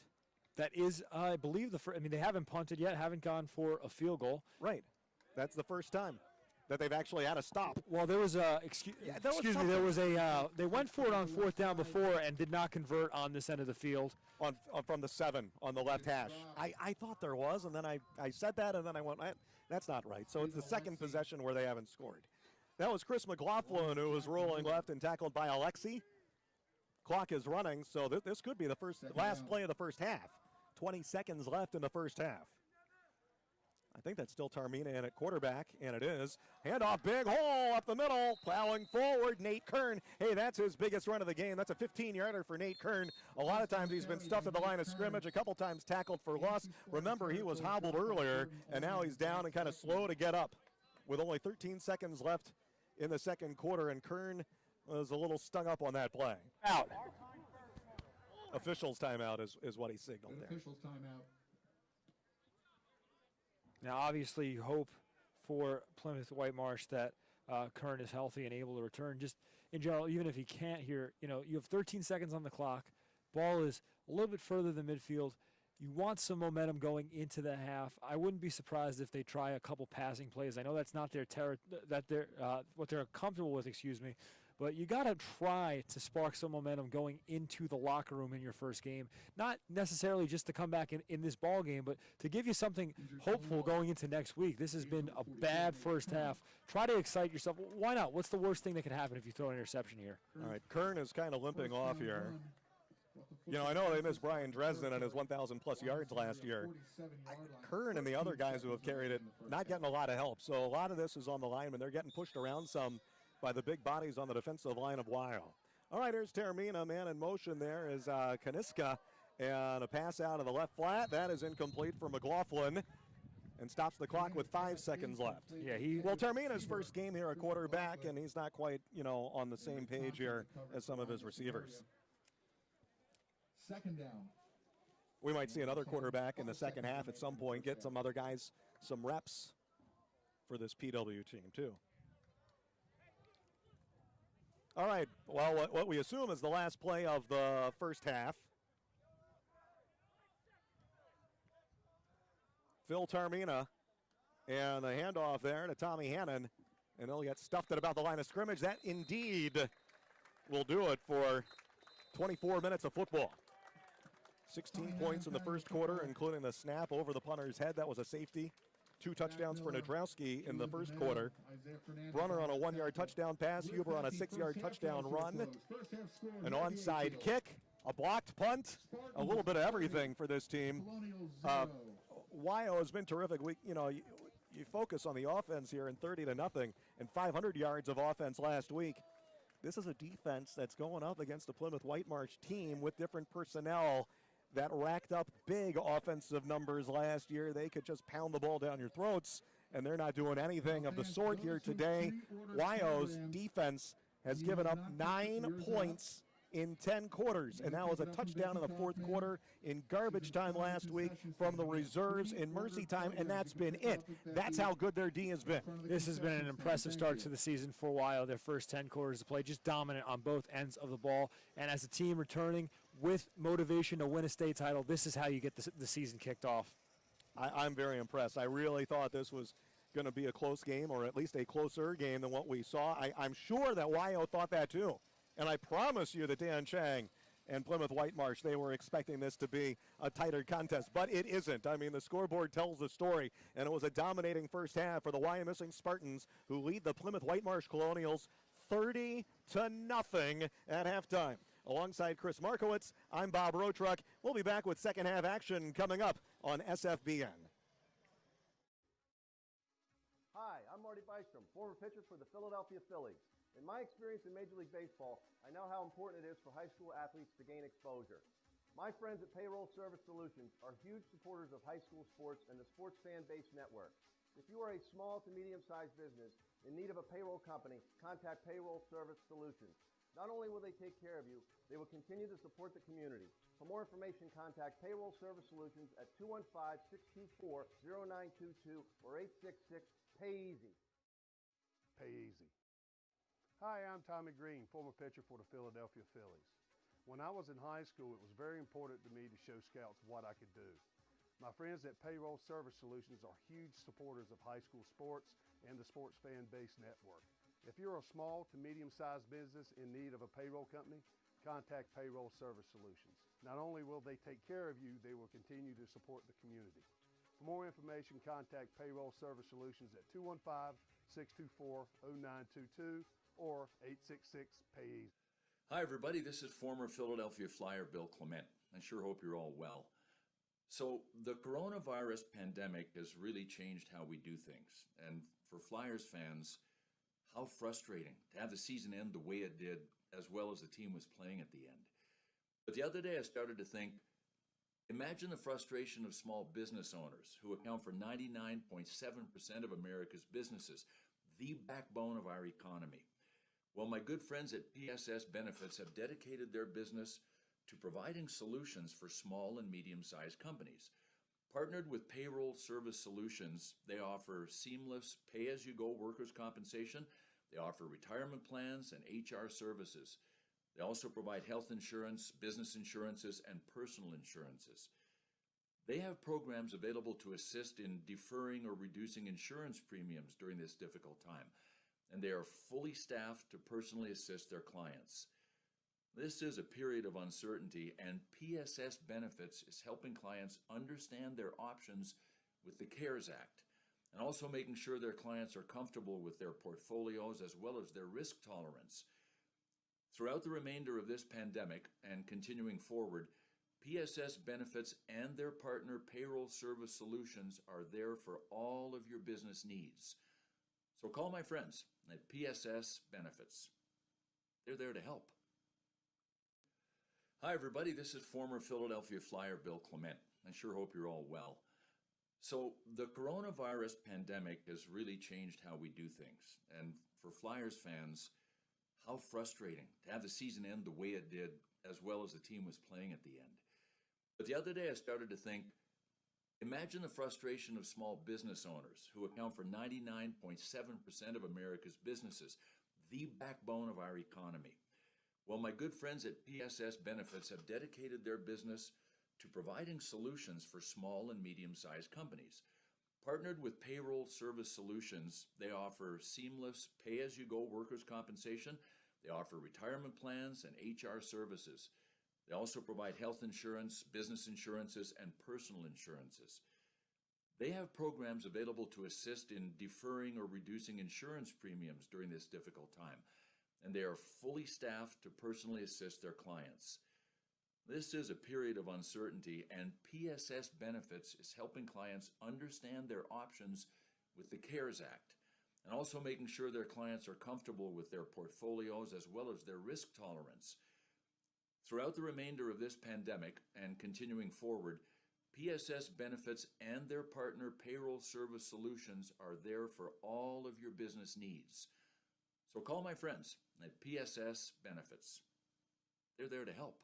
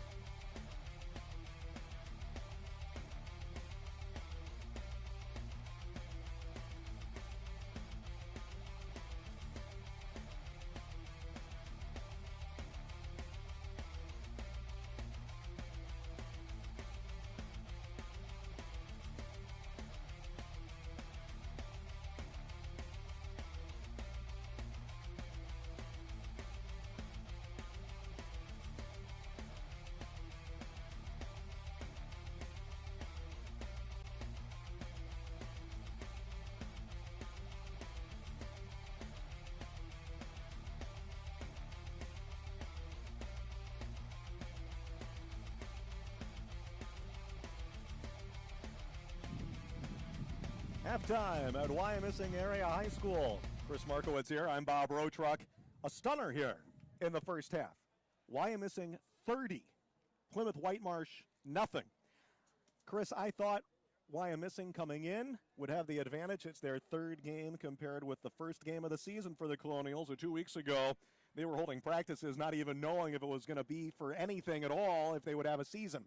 School board voted it in. They were thrilled to death, but now it comes to crunch time. They're playing game one, and this is surprising that it was, in some ways, that, quote, easy for Wyomissing. 30-0, nobody expected this. Yeah, I think we expected Plymouth Whitemarsh to stumble out of the gate, but I didn't expect the drought to last as long as it had. This is a team that clearly is hurting from not having those first couple games under their belt compared to Wyomissing, who obviously in a smaller division. But, you know, when you have some games under your belt, when you have some rhythm established, you know who to go to on offense, you know how to get stops on defense, you've seen game tempo. It's a huge advantage, and clearly the Colonials are struggling because they don't have those games under their belt so far.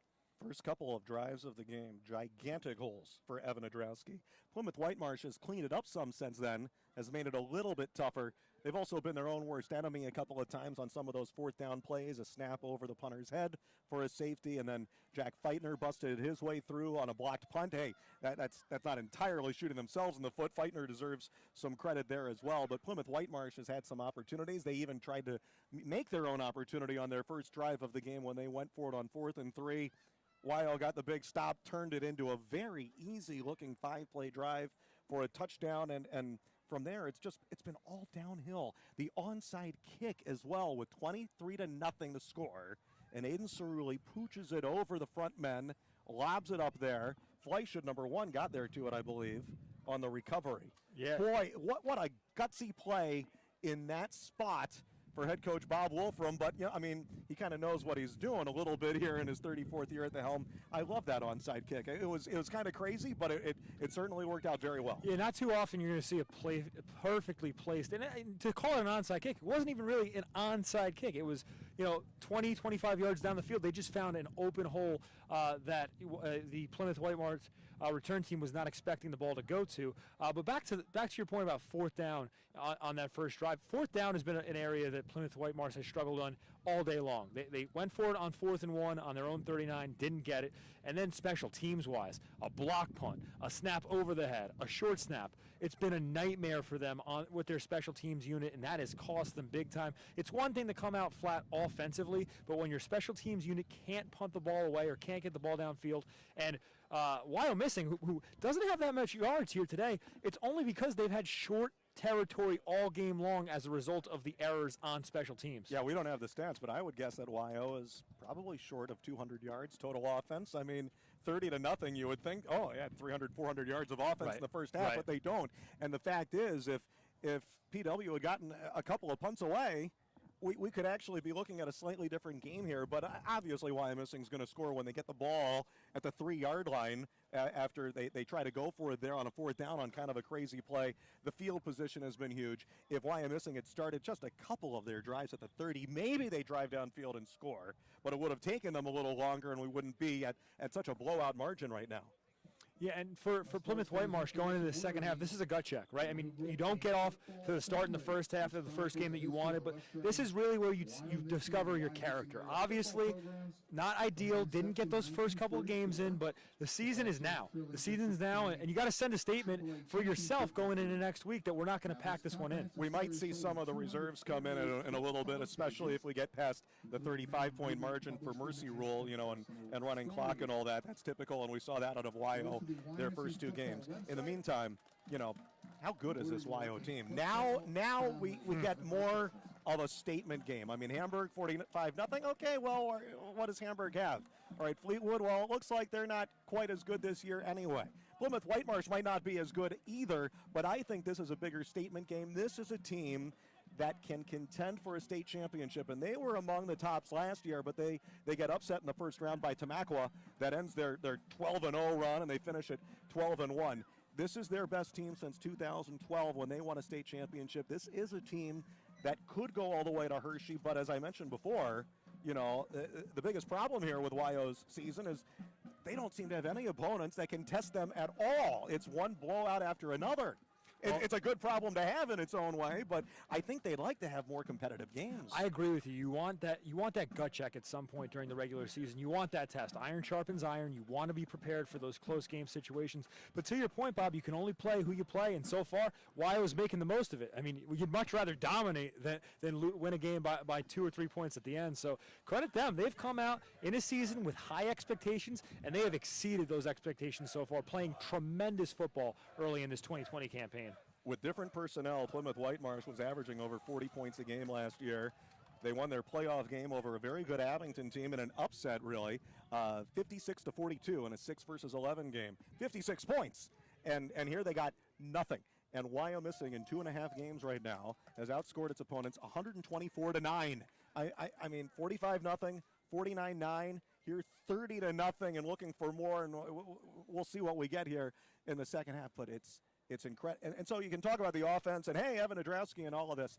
The defense is suffocating. It is stifling. And Bob Wolfram talks about a team effort, you know, because I mentioned a couple of guys. Hey, you want big games out of Feitner and Nadrowski there on the defensive side of the ball? Well, he says it's going to take everyone. And we've seen a little bit of everyone. Alexi and Bruner and Zekman, I remember, got in there for a couple of big tackles as well. Everybody. This defense is so good. Yeah, it's the Navy Sea. There's just nowhere to go. 3 or 4 players for Wyomissing getting to the ball carrier, closing up all the gaps at the line of scrimmage. There's nothing you could do if you're a team like Plymouth Whitemarsh. You're a run-heavy team, but there's no gaps to get through.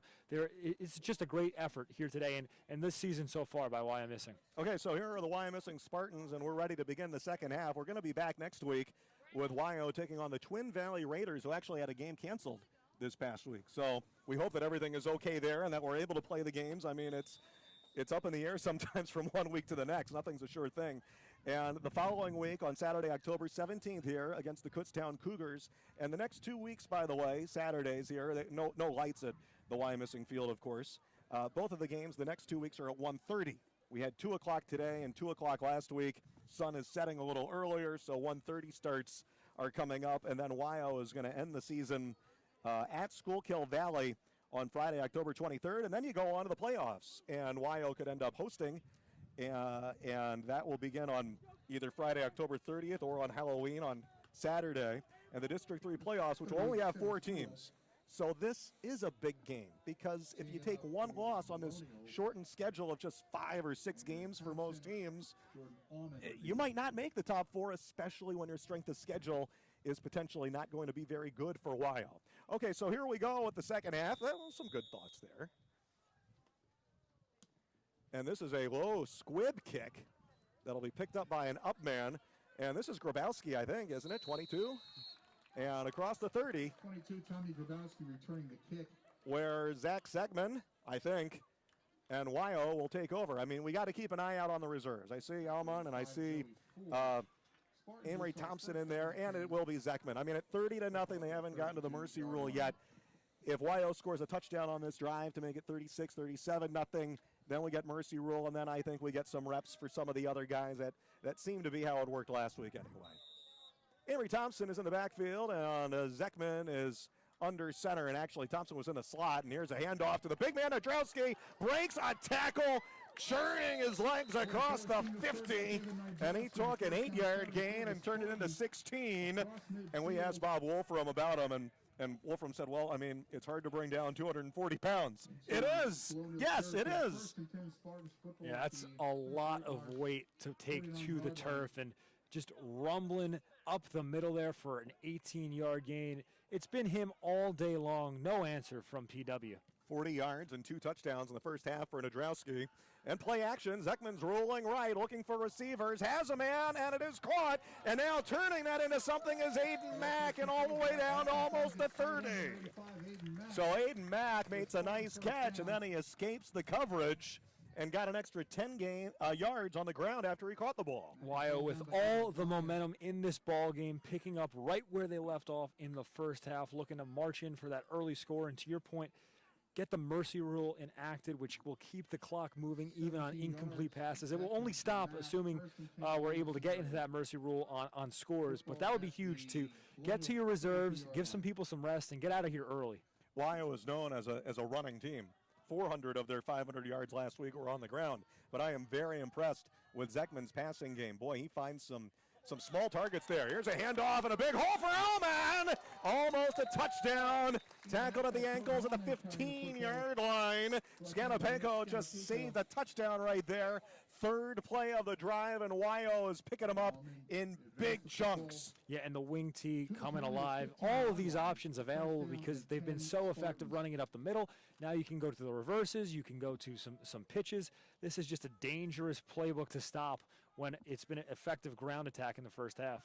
Maybe a gain of 15 or so for Allman. Here's Nadrowski, and it's all clogged up the middle, but he's just going to push guys forward with him and fall forward. A gain of maybe 5 for number 44, Evan Nadrowski, 6'2", 240 pounds, and he's a good defensive player too, but man, he's fun to watch as a fullback. 2nd and 5 coming up from the 10-yard line, and Weil looking to build on a 30-0 lead, 10 minutes to go in the third quarter.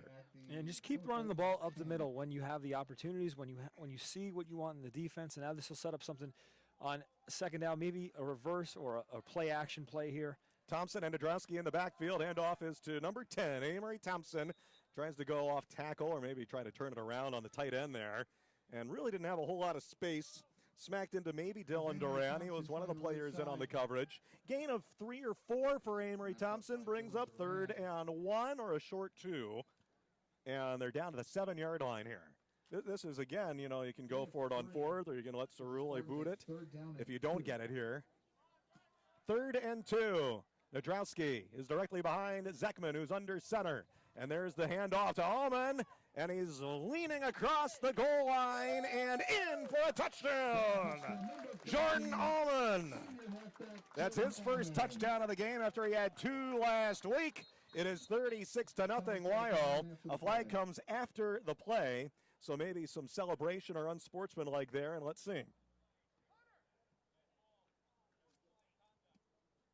It's unsportsmanlike against Wyo. It came after the touchdown. Against the Spartans. So it's marked off on the extra point Touchdown stands. or the kickoff. I think they get the choice here. The touchdown stands because the penalty came after he scored. So he spiked the ball or did something that the referee didn't care for. That was a line judge way over there that saw something. And they're going to mark it off on the kickoff because... yeah, it'll be enforced on the kickoff. So Cerulli is on for the extra point with 9:06 to go in the third quarter.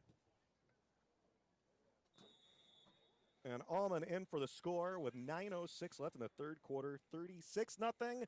And Cerulli makes it 37-0.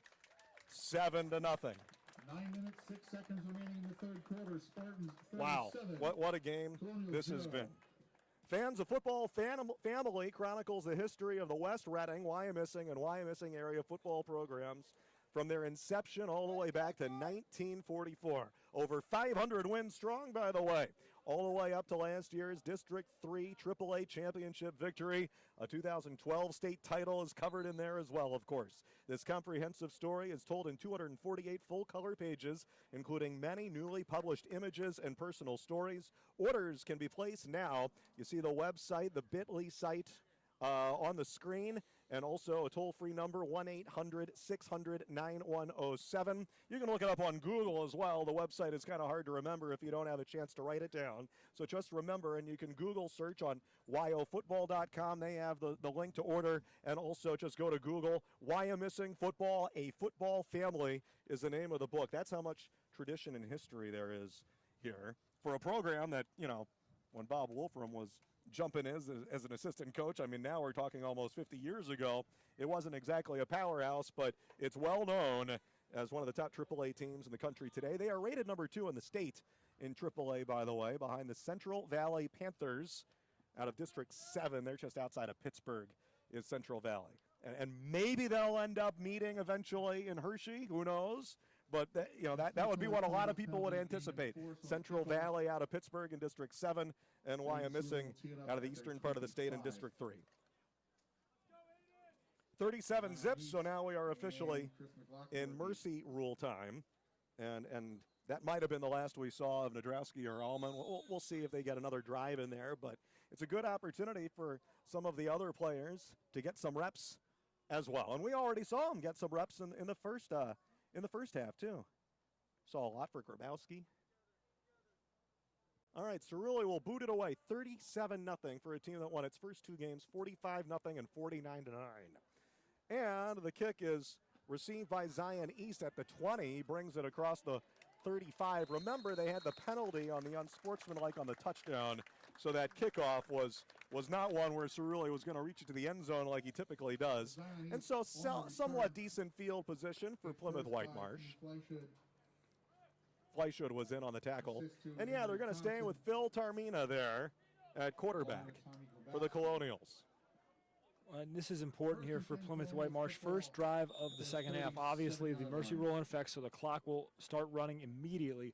But you want to establish a couple drives here in the second half to have a rhythm going into next week. They messed up that play. He was trying to hand it off to Kern and ran into his own teammate. And then when he pitched it, that turned into a big old mess for Plymouth Whitemarsh. And that's the kind of play that I'm talking about in your first game of the season. That happens for every team. Dominic Kaniska was there. That they got tackled for the loss, but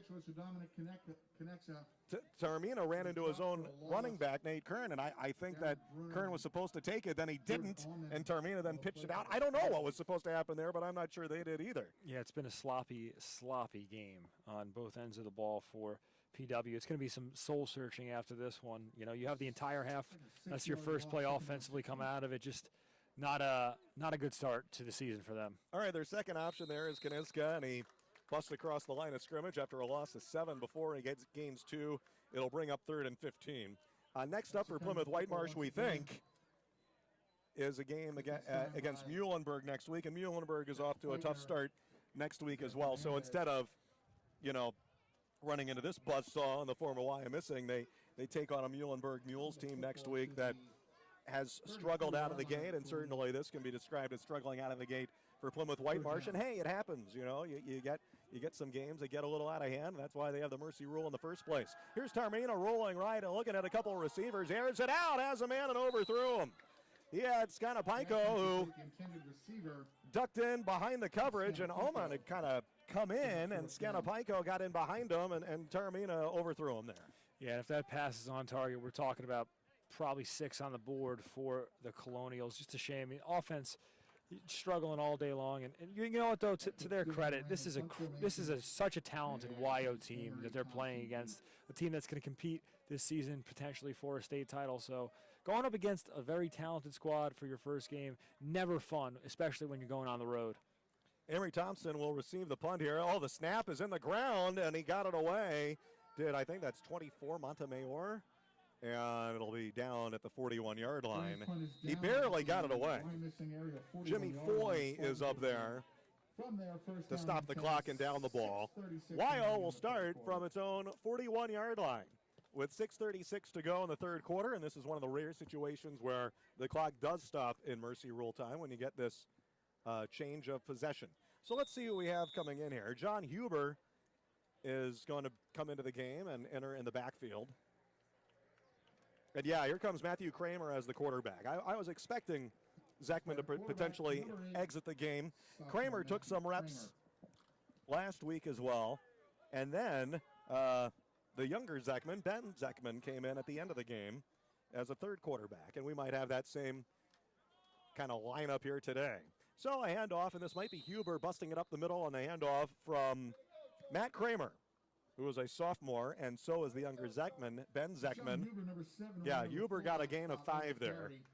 So between Kramer and Ben Zekman, you might have some competition for the quarterback position next year that they're getting going right now. Gorgeous day here in YO.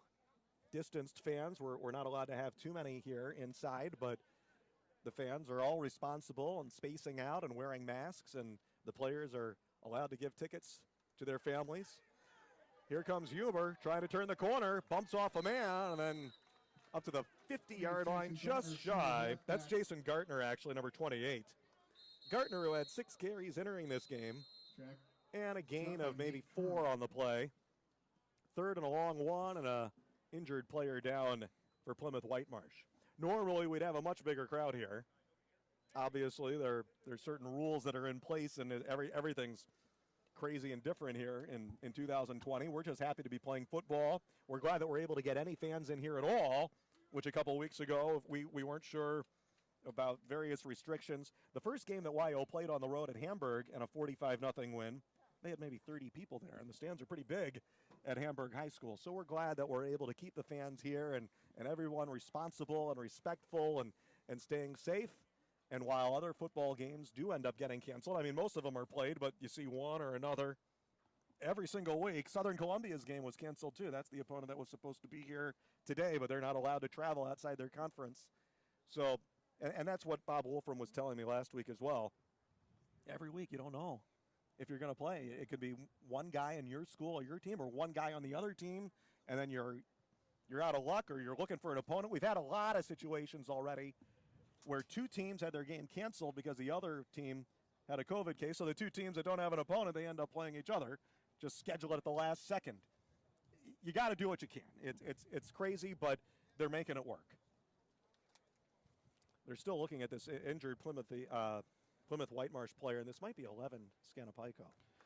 Actually, I believe it's number 44, 44. Nate Kern. Oh, it is? We've And seen, he's been down a couple times. Yeah, he's been down, and I never want to speculate, but it's just been a tough Saturday for Kern, who is slated to have a big role this season for the Colonials, but just been down a number of times here in this ball game.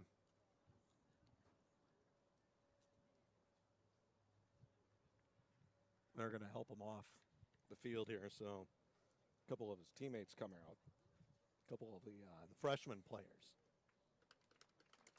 Boy, he is hurting. Boy, and he's been struggling with his legs in one respect or another. I mean, he can't even put any weight on his right foot now. Just hopping. Ow, jeez. And he even tried to put weight on it, and he's feeling it. Yeah, they're going to carry him up all the way. He's just hopping on one foot. Man, oh, man. So this is Nate Kern, and this is a nice ovation from the YO fans for this young man, who's one of their top players that, Yeah, just a junior playing the running back and linebacker spot. With a lot of seniors gone to graduation, he was supposed to be the key figure in the backfield this year for the Colonials. So obviously you wish him well, hope that he's okay, not just for a football playing career, but in this 2020 campaign, just in general, wish everybody stays healthy.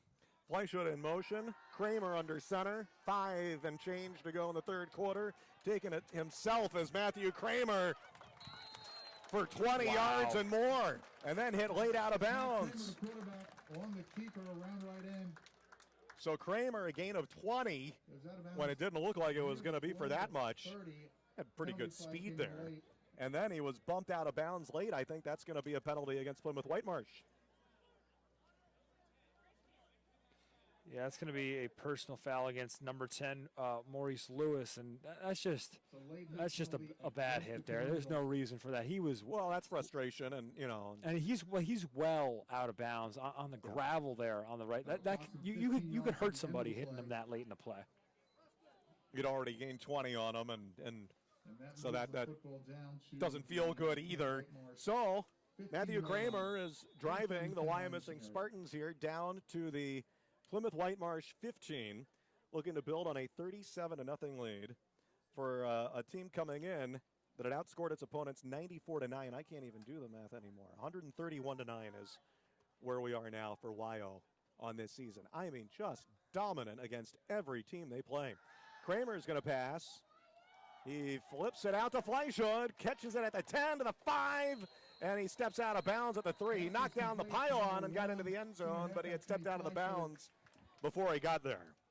So Fleischwood, a running back, catches that on the rollout and down to maybe the 3 or so, I think, for first and goal for Wyomissing.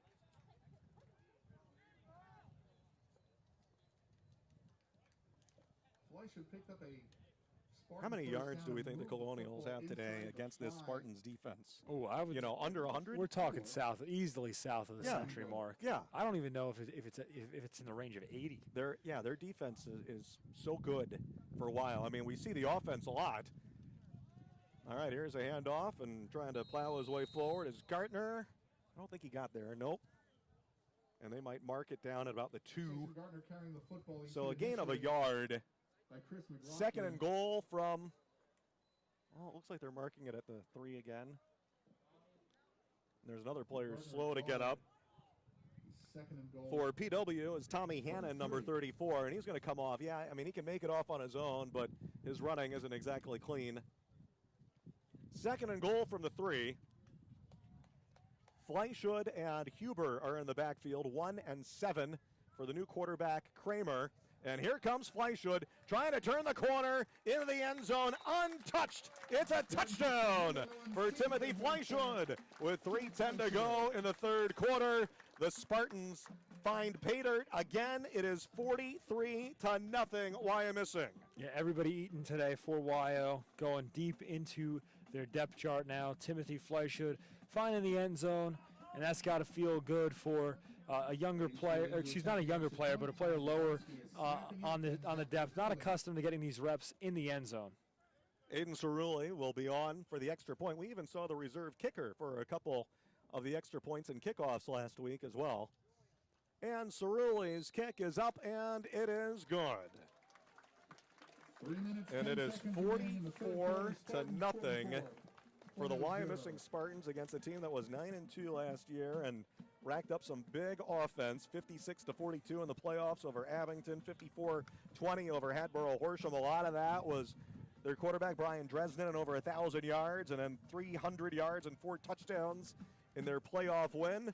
But it wasn't all him. There was their offensive line as well. They're just not making hay here against the muscle on the defensive line. I mean, you talk about how big and strong this team is in the trenches on the line on both sides of the ball, and a lot of these kids play on both sides. That, among all the other aspects, that might be what can get them through districts and on to state and maybe to Hershey ultimately.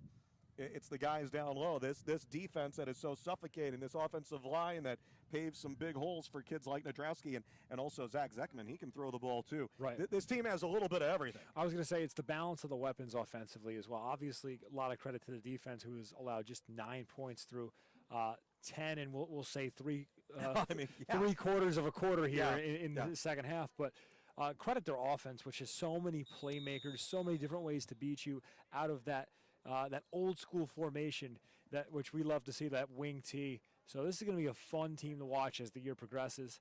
You know, they're hungry for that state title, coming out after a 12-1 season last year, off to a perfect start though. To kick off for the Spartans. This is Ian Levering kicking off, not Cerulli, and they botched it there on the return. He's going to have to turn around, pick it up. He's in trouble. Gets tackled at the goal line. That's almost a safety. I think a couple of the YO coaches were hoping, but I believe they will give it to Plymouth Whitemarsh at the 1 or 2 yard line. You might almost rather have a safety there and just start over. And so Ian Levering kind of bounced it there, and it eluded. On the return.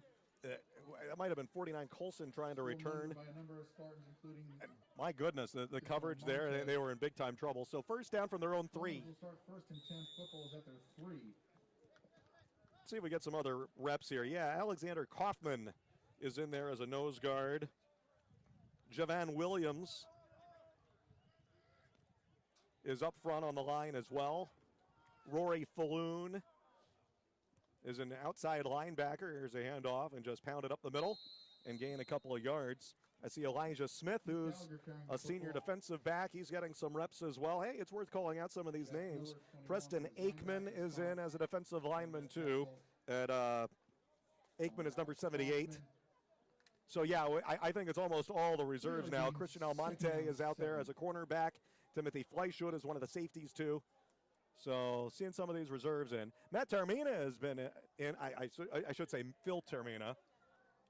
Here's a handoff and turning that forward and plowing up for a first down on a 10-yard gain. I mean, they started first down from their own 3.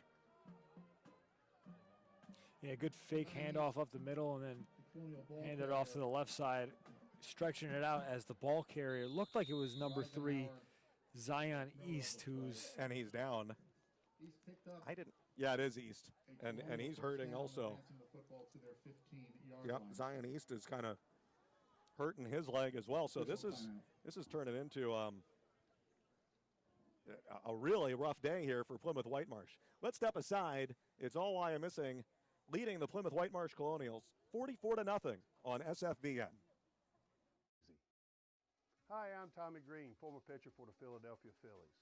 When I was in high school, it was very important to me to show scouts what I could do. My friends at Payroll Service Solutions are huge supporters of high school sports and the Sports Fan Base Network. If you're a small to medium-sized business in need of a payroll company, contact Payroll Service Solutions. Not only will they take care of you, they will continue to support the community. For more information, contact Payroll Service Solutions at 215-624-0922 or 866-PAY-EASY. Hi, I'm Marty Bystrom, former pitcher for the Philadelphia Phillies. In my experience in Major League Baseball, I know how important it is for high school athletes to gain exposure. My friends at Payroll Service Solutions are huge supporters of high school sports and the Sports Fan Base Network. If you are a small to medium-sized business in need of a payroll company, contact Payroll Service Solutions. Not only will they take care of you, they will continue to support the community. For more information, contact Payroll Service Solutions at 215-624-0922 or 866-PAY-EASY. Hi, everybody. This is former Philadelphia Flyer Bill Clement. I sure hope you're all well. So the coronavirus pandemic has really changed how we do things. And for Flyers fans, how frustrating to have the season end the way it did, as well as the team was playing at the end. But the other day I started to think, imagine the frustration of small business owners who account for 99.7% of America's businesses, the backbone of our economy. Well, my good friends at PSS Benefits have dedicated their business to providing solutions for small and medium-sized companies. Partnered with Payroll Service Solutions, they offer seamless pay-as-you-go workers' compensation. They offer retirement plans and HR services. They also provide health insurance, business insurances, and personal insurances.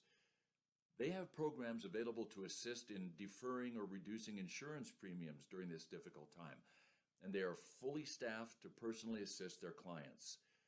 This is a period of uncertainty, and PSS Benefits is helping clients understand their options with the CARES Act, and also making sure their clients are comfortable with their portfolios as well as their risk tolerance. Throughout the remainder of this pandemic and continuing forward, PSS Benefits and their partner Payroll Service Solutions are there for all of your business needs. So call my friends at PSS Benefits. They're there to help. The injured player for Plymouth Whitemarsh was number 3, Zion East, and he was down this entire break and looking to be in quite a lot of pain on one of his legs. And in fact, they carried him off. And I mean, it's taking multiple people to carry him off. He wasn't even trying to get up to put any weight on it. And they already lost Nate Kern, another running back, similarly. So we hope the best for number 3, Zion East.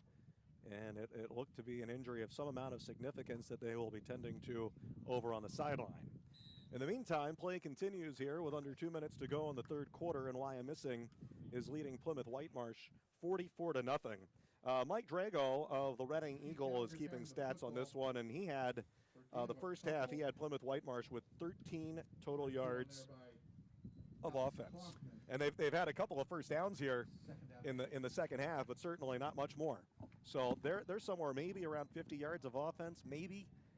That's how it's gone for Plymouth Whitemarsh today. And so you regroup, you have a week of practice. Sometimes this happens in high school football. It certainly happened for Coach Chang's team 2 years ago when they were 1-9.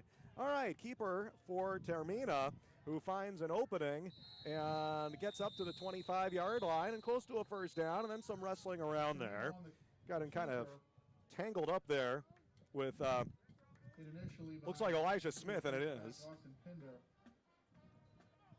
Senior day here as well at Wyomissing, and the players came out on the field and escorted by their parents, and we had to keep everyone safe, but they were honored before the game. So we used senior day here when the weather is perfect to have an on-field ceremony like that before the game, so it's kind of special. Man in motion, handoff, punch it up the middle, getting some big yards here against the reserves and second stringers of the Wyomissing defense, and now there's another player for Plymouth Whitemarsh who was hurt. This was Keith Gallagher, who was in as the junior running back. tackled by Maurice Ponton. He gets up. It looks like he's well, I don't want to say that he's okay, as he's still kind of hurting from his hip or his side.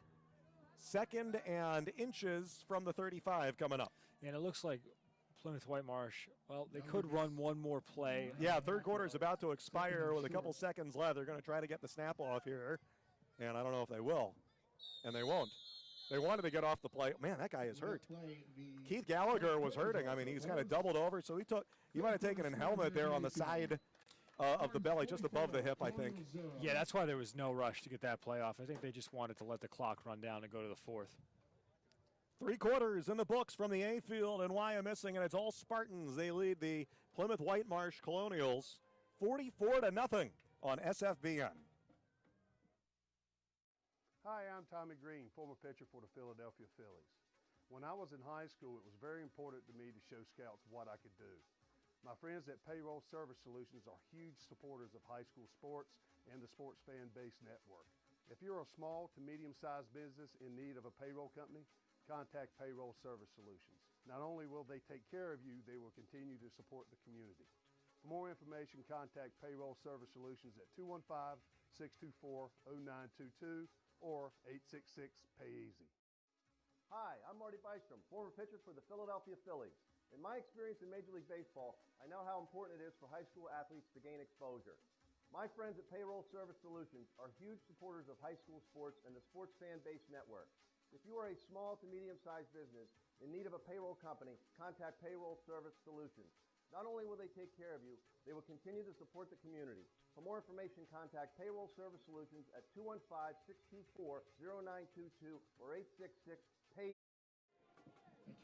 Plymouth Whitemarsh has allowed, or I should say Wyomissing has allowed 9 points all season. That was last week to Fleetwood. They have 2 shutout wins, 45-0, and today is 44-0. It's a shutout win thus far. The first stringers on D have given up 3 points all year. That was on the first drive of the season. The first stringers have not been scored upon since the not the first drive. They gave up a field goal last week. They almost got scored on in the first drive of the season against Hamburg. So another injured player, Keith Gallagher, was really hobbling there, but he's staying in after a couple other guys went down. Nate Kern, number 44, and Zion East, number 3. And it's 44-0 Wyo, and 2nd and 6 is coming up here from the 38. Chris McLaughlin is in there as well, and I think this is still Phil Tarmina as the quarterback, and now we got a flag. It's not a delay of game penalty, so maybe some sort of an illegal formation or shift. They call it encroachment against Lyle. I can barely hear the ref from here. We had the mic working before. He might have turned it off. So, encroachment, that's something we haven't seen a lot of. I mean, barely had any penalties, really, particularly against Wyomissing. Bob Wolfram has a smart and disciplined and intelligent team. Man in motion, Tarmina keeps it and then pitches it out and then kind of getting tangled in his own feet there is McLaughlin. Hey, we're on the grass field here, so it has a little give. I like the grass, by the way. So many places, I mean, maybe 90% of the fields are the turf now. And Chris McLaughlin kind of rolled his ankle, it looks like, on that play, so he's down. Yeah, this has been a long day for the Colonials. Just nothing going their way, and you never want to see it. You know, with the injuries we've had in the third and now fourth quarter, it's just been a tough first game of the season for the Colonials. Next week we have a 1:30 game here, again on SFBN, by the way, and we're so pleased to have been invited out here and for this arrangement to broadcast the games in a situation where not all the fans can attend, and we would have a much larger crowd than this in a normal situation. We're happy that we're able to get some of the fans and the players' parents here at all. We wish we could have more, but for those that are not allowed or not able to attend, well, we put the broadcast out there on YouTube.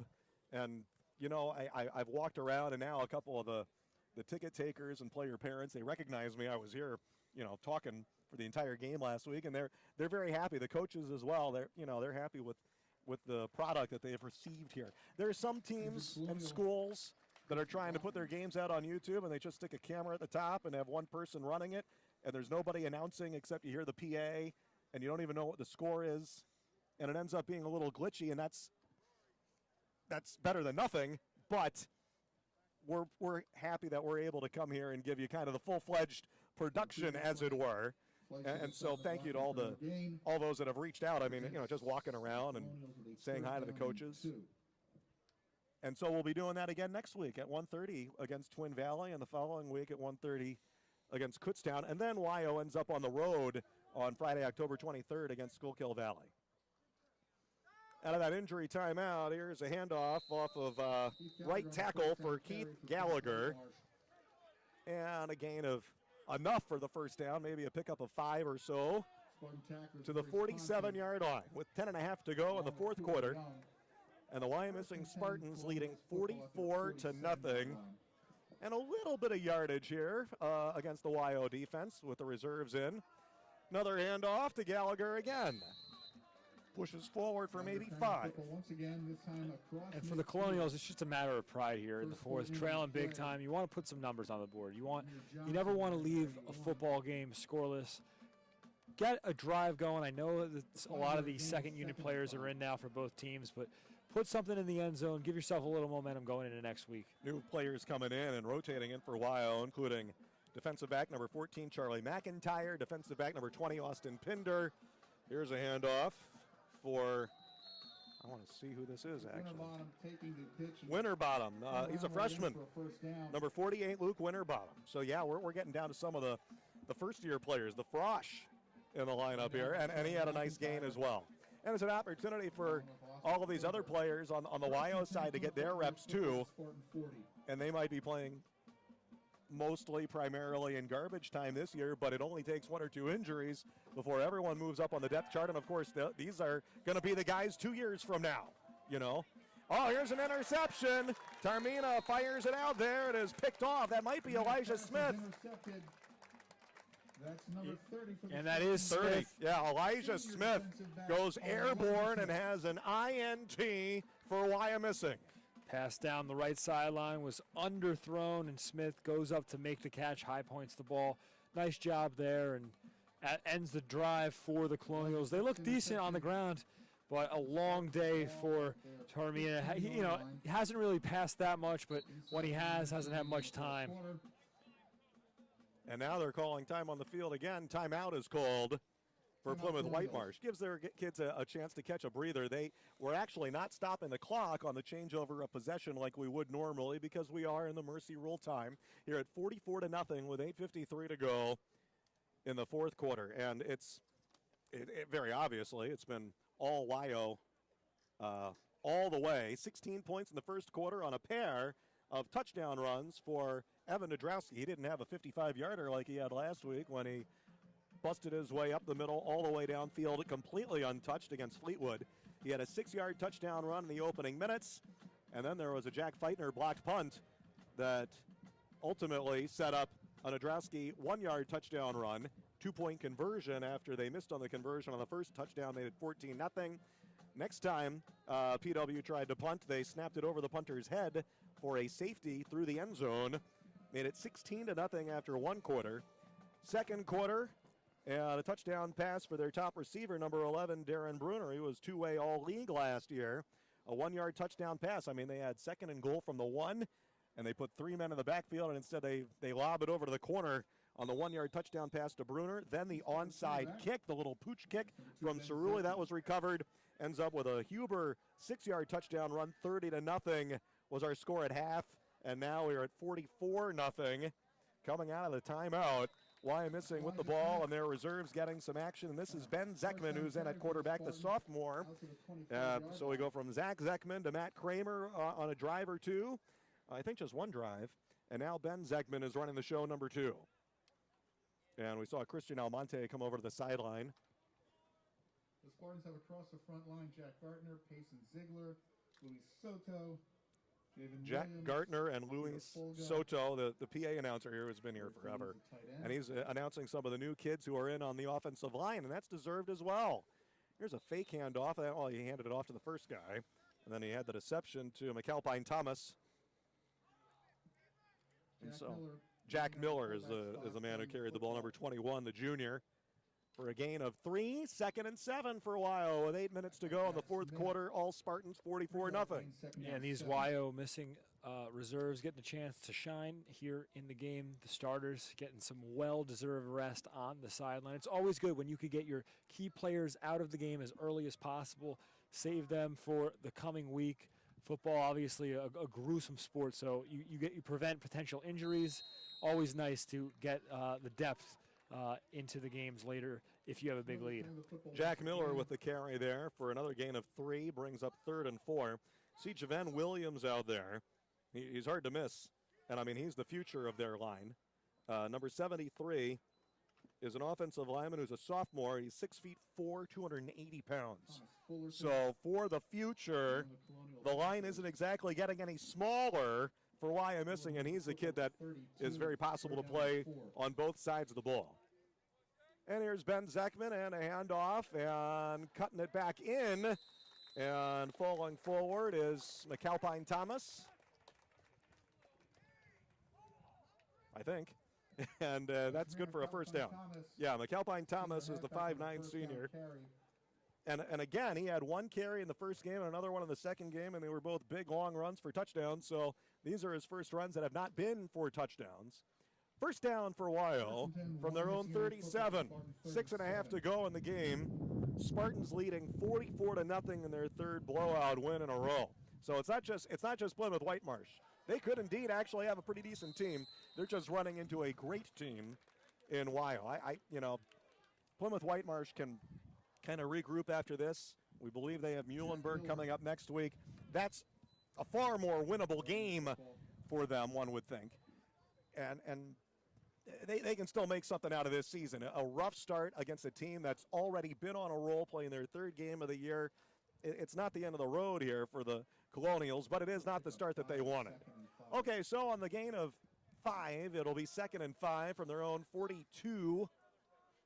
Zekman under center. In motion is Elijah Smith, and taking it around left tackle for a gain of 4. That'll be shy of the first down. He gets to the 45 and brings up 3rd and 1. Maybe 3rd and 2. Elijah Smith moves the football out. Yeah, Elijah Smith with a gain of about 3. 3rd and 2 from the 45. Elijah Smith wears number 30. He's a 5'10" tall senior running back getting his reps.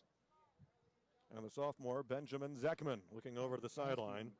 Tackle for Whitemarsh. 5:10 to go in the game. Approaching 5 minutes remaining in the fourth quarter. All right, everybody's packing it in here. Handoff, turning the corner, diving to the 50. Gain of 5 and a first down. And a first down carry for Wyomissing. And that was Elijah Smith again. Was it Smith or McAlpine Thomas? Kowski once again on the tackle. 1st and 10 Spartans football at their 49.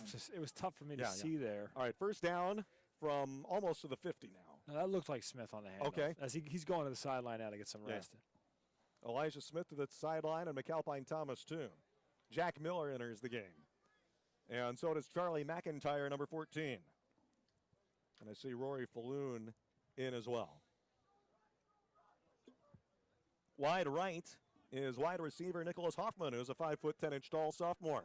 Ben Zekman under center.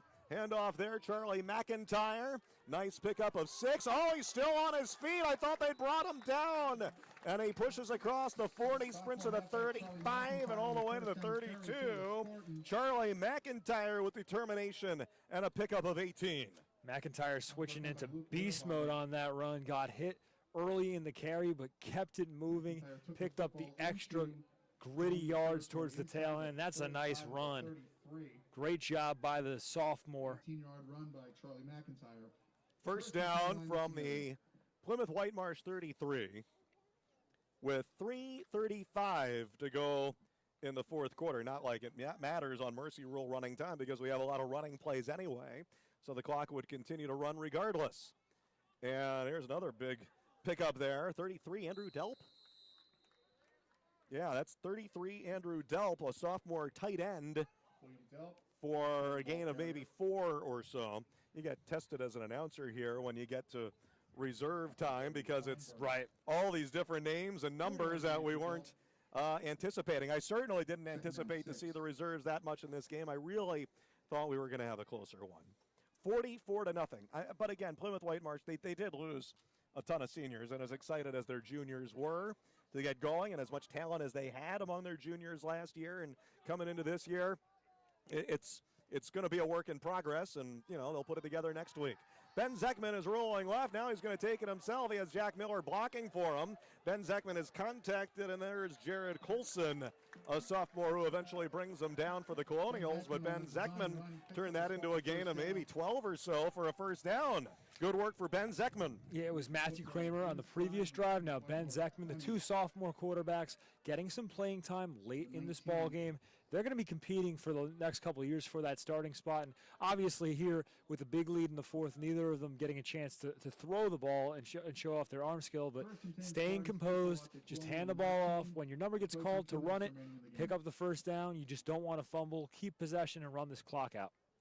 1st and 10 from the 19. Cooper Young enters the game, number 6. Here is Ben Zeckman under center. Handoff, Jack Miller. Big hole and up the middle and almost down to the 10-yard line.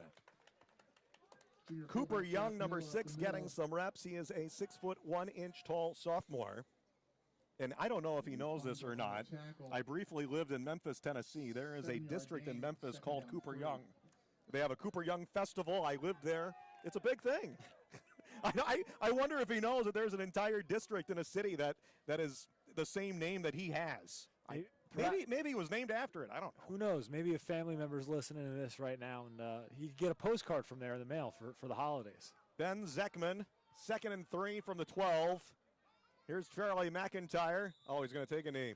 Boy, there's victory formation. He'll take a knee, and they're going to run out the clock.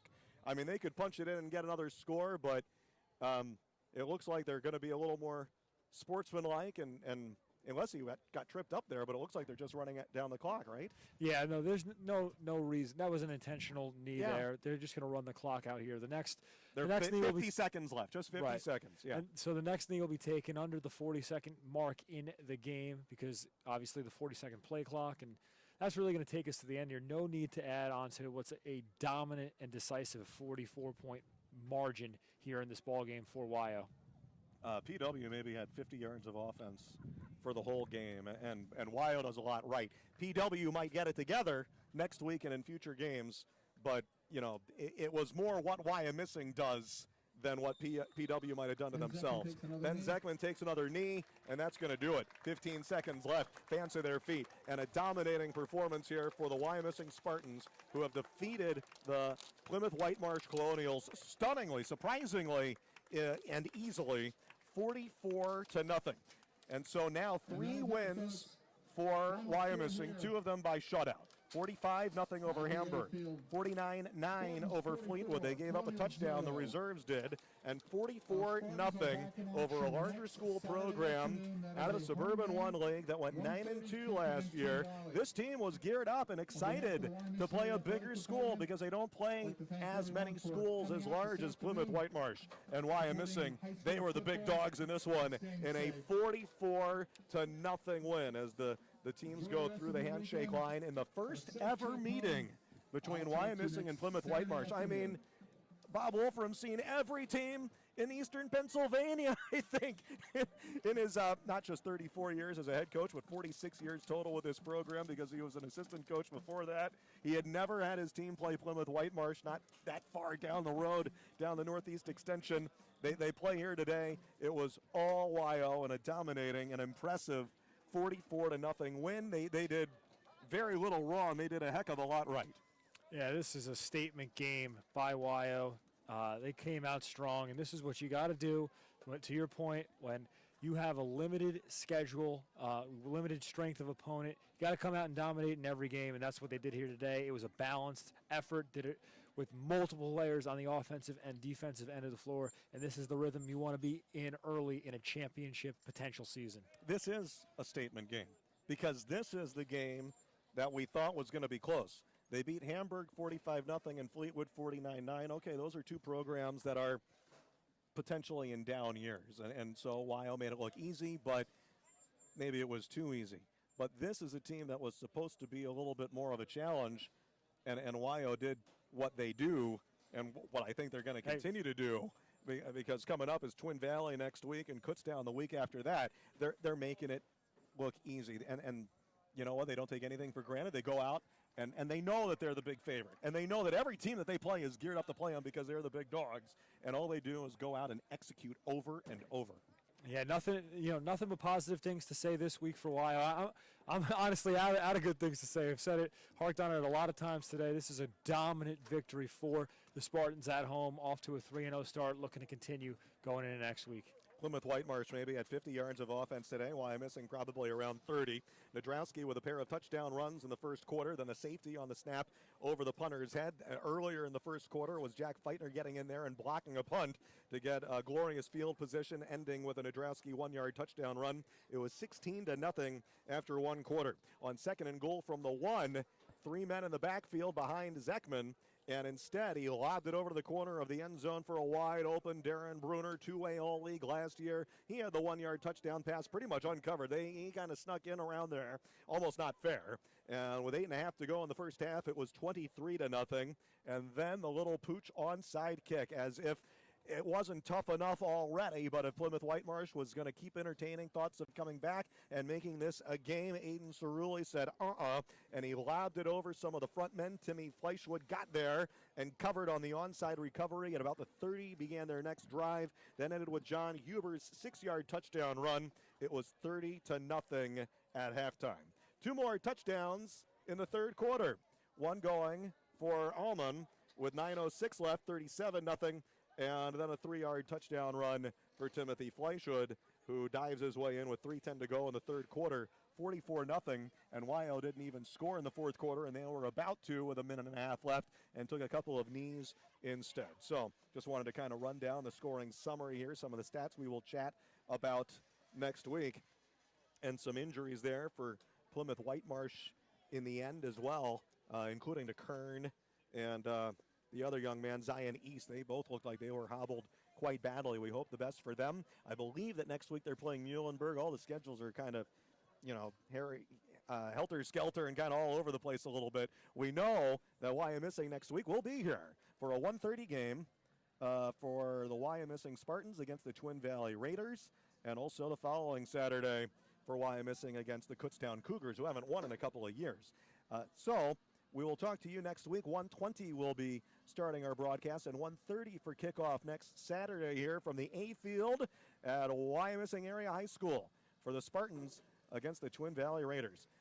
Special thanks to you, Chris Markowitz. Good job. I'm Bob Rotruck. For all our crew as well, Steve and everyone else, thank you. See you next week, everyone. Wyomissing defeats Plymouth Whitemarsh 44-0 on SFBN.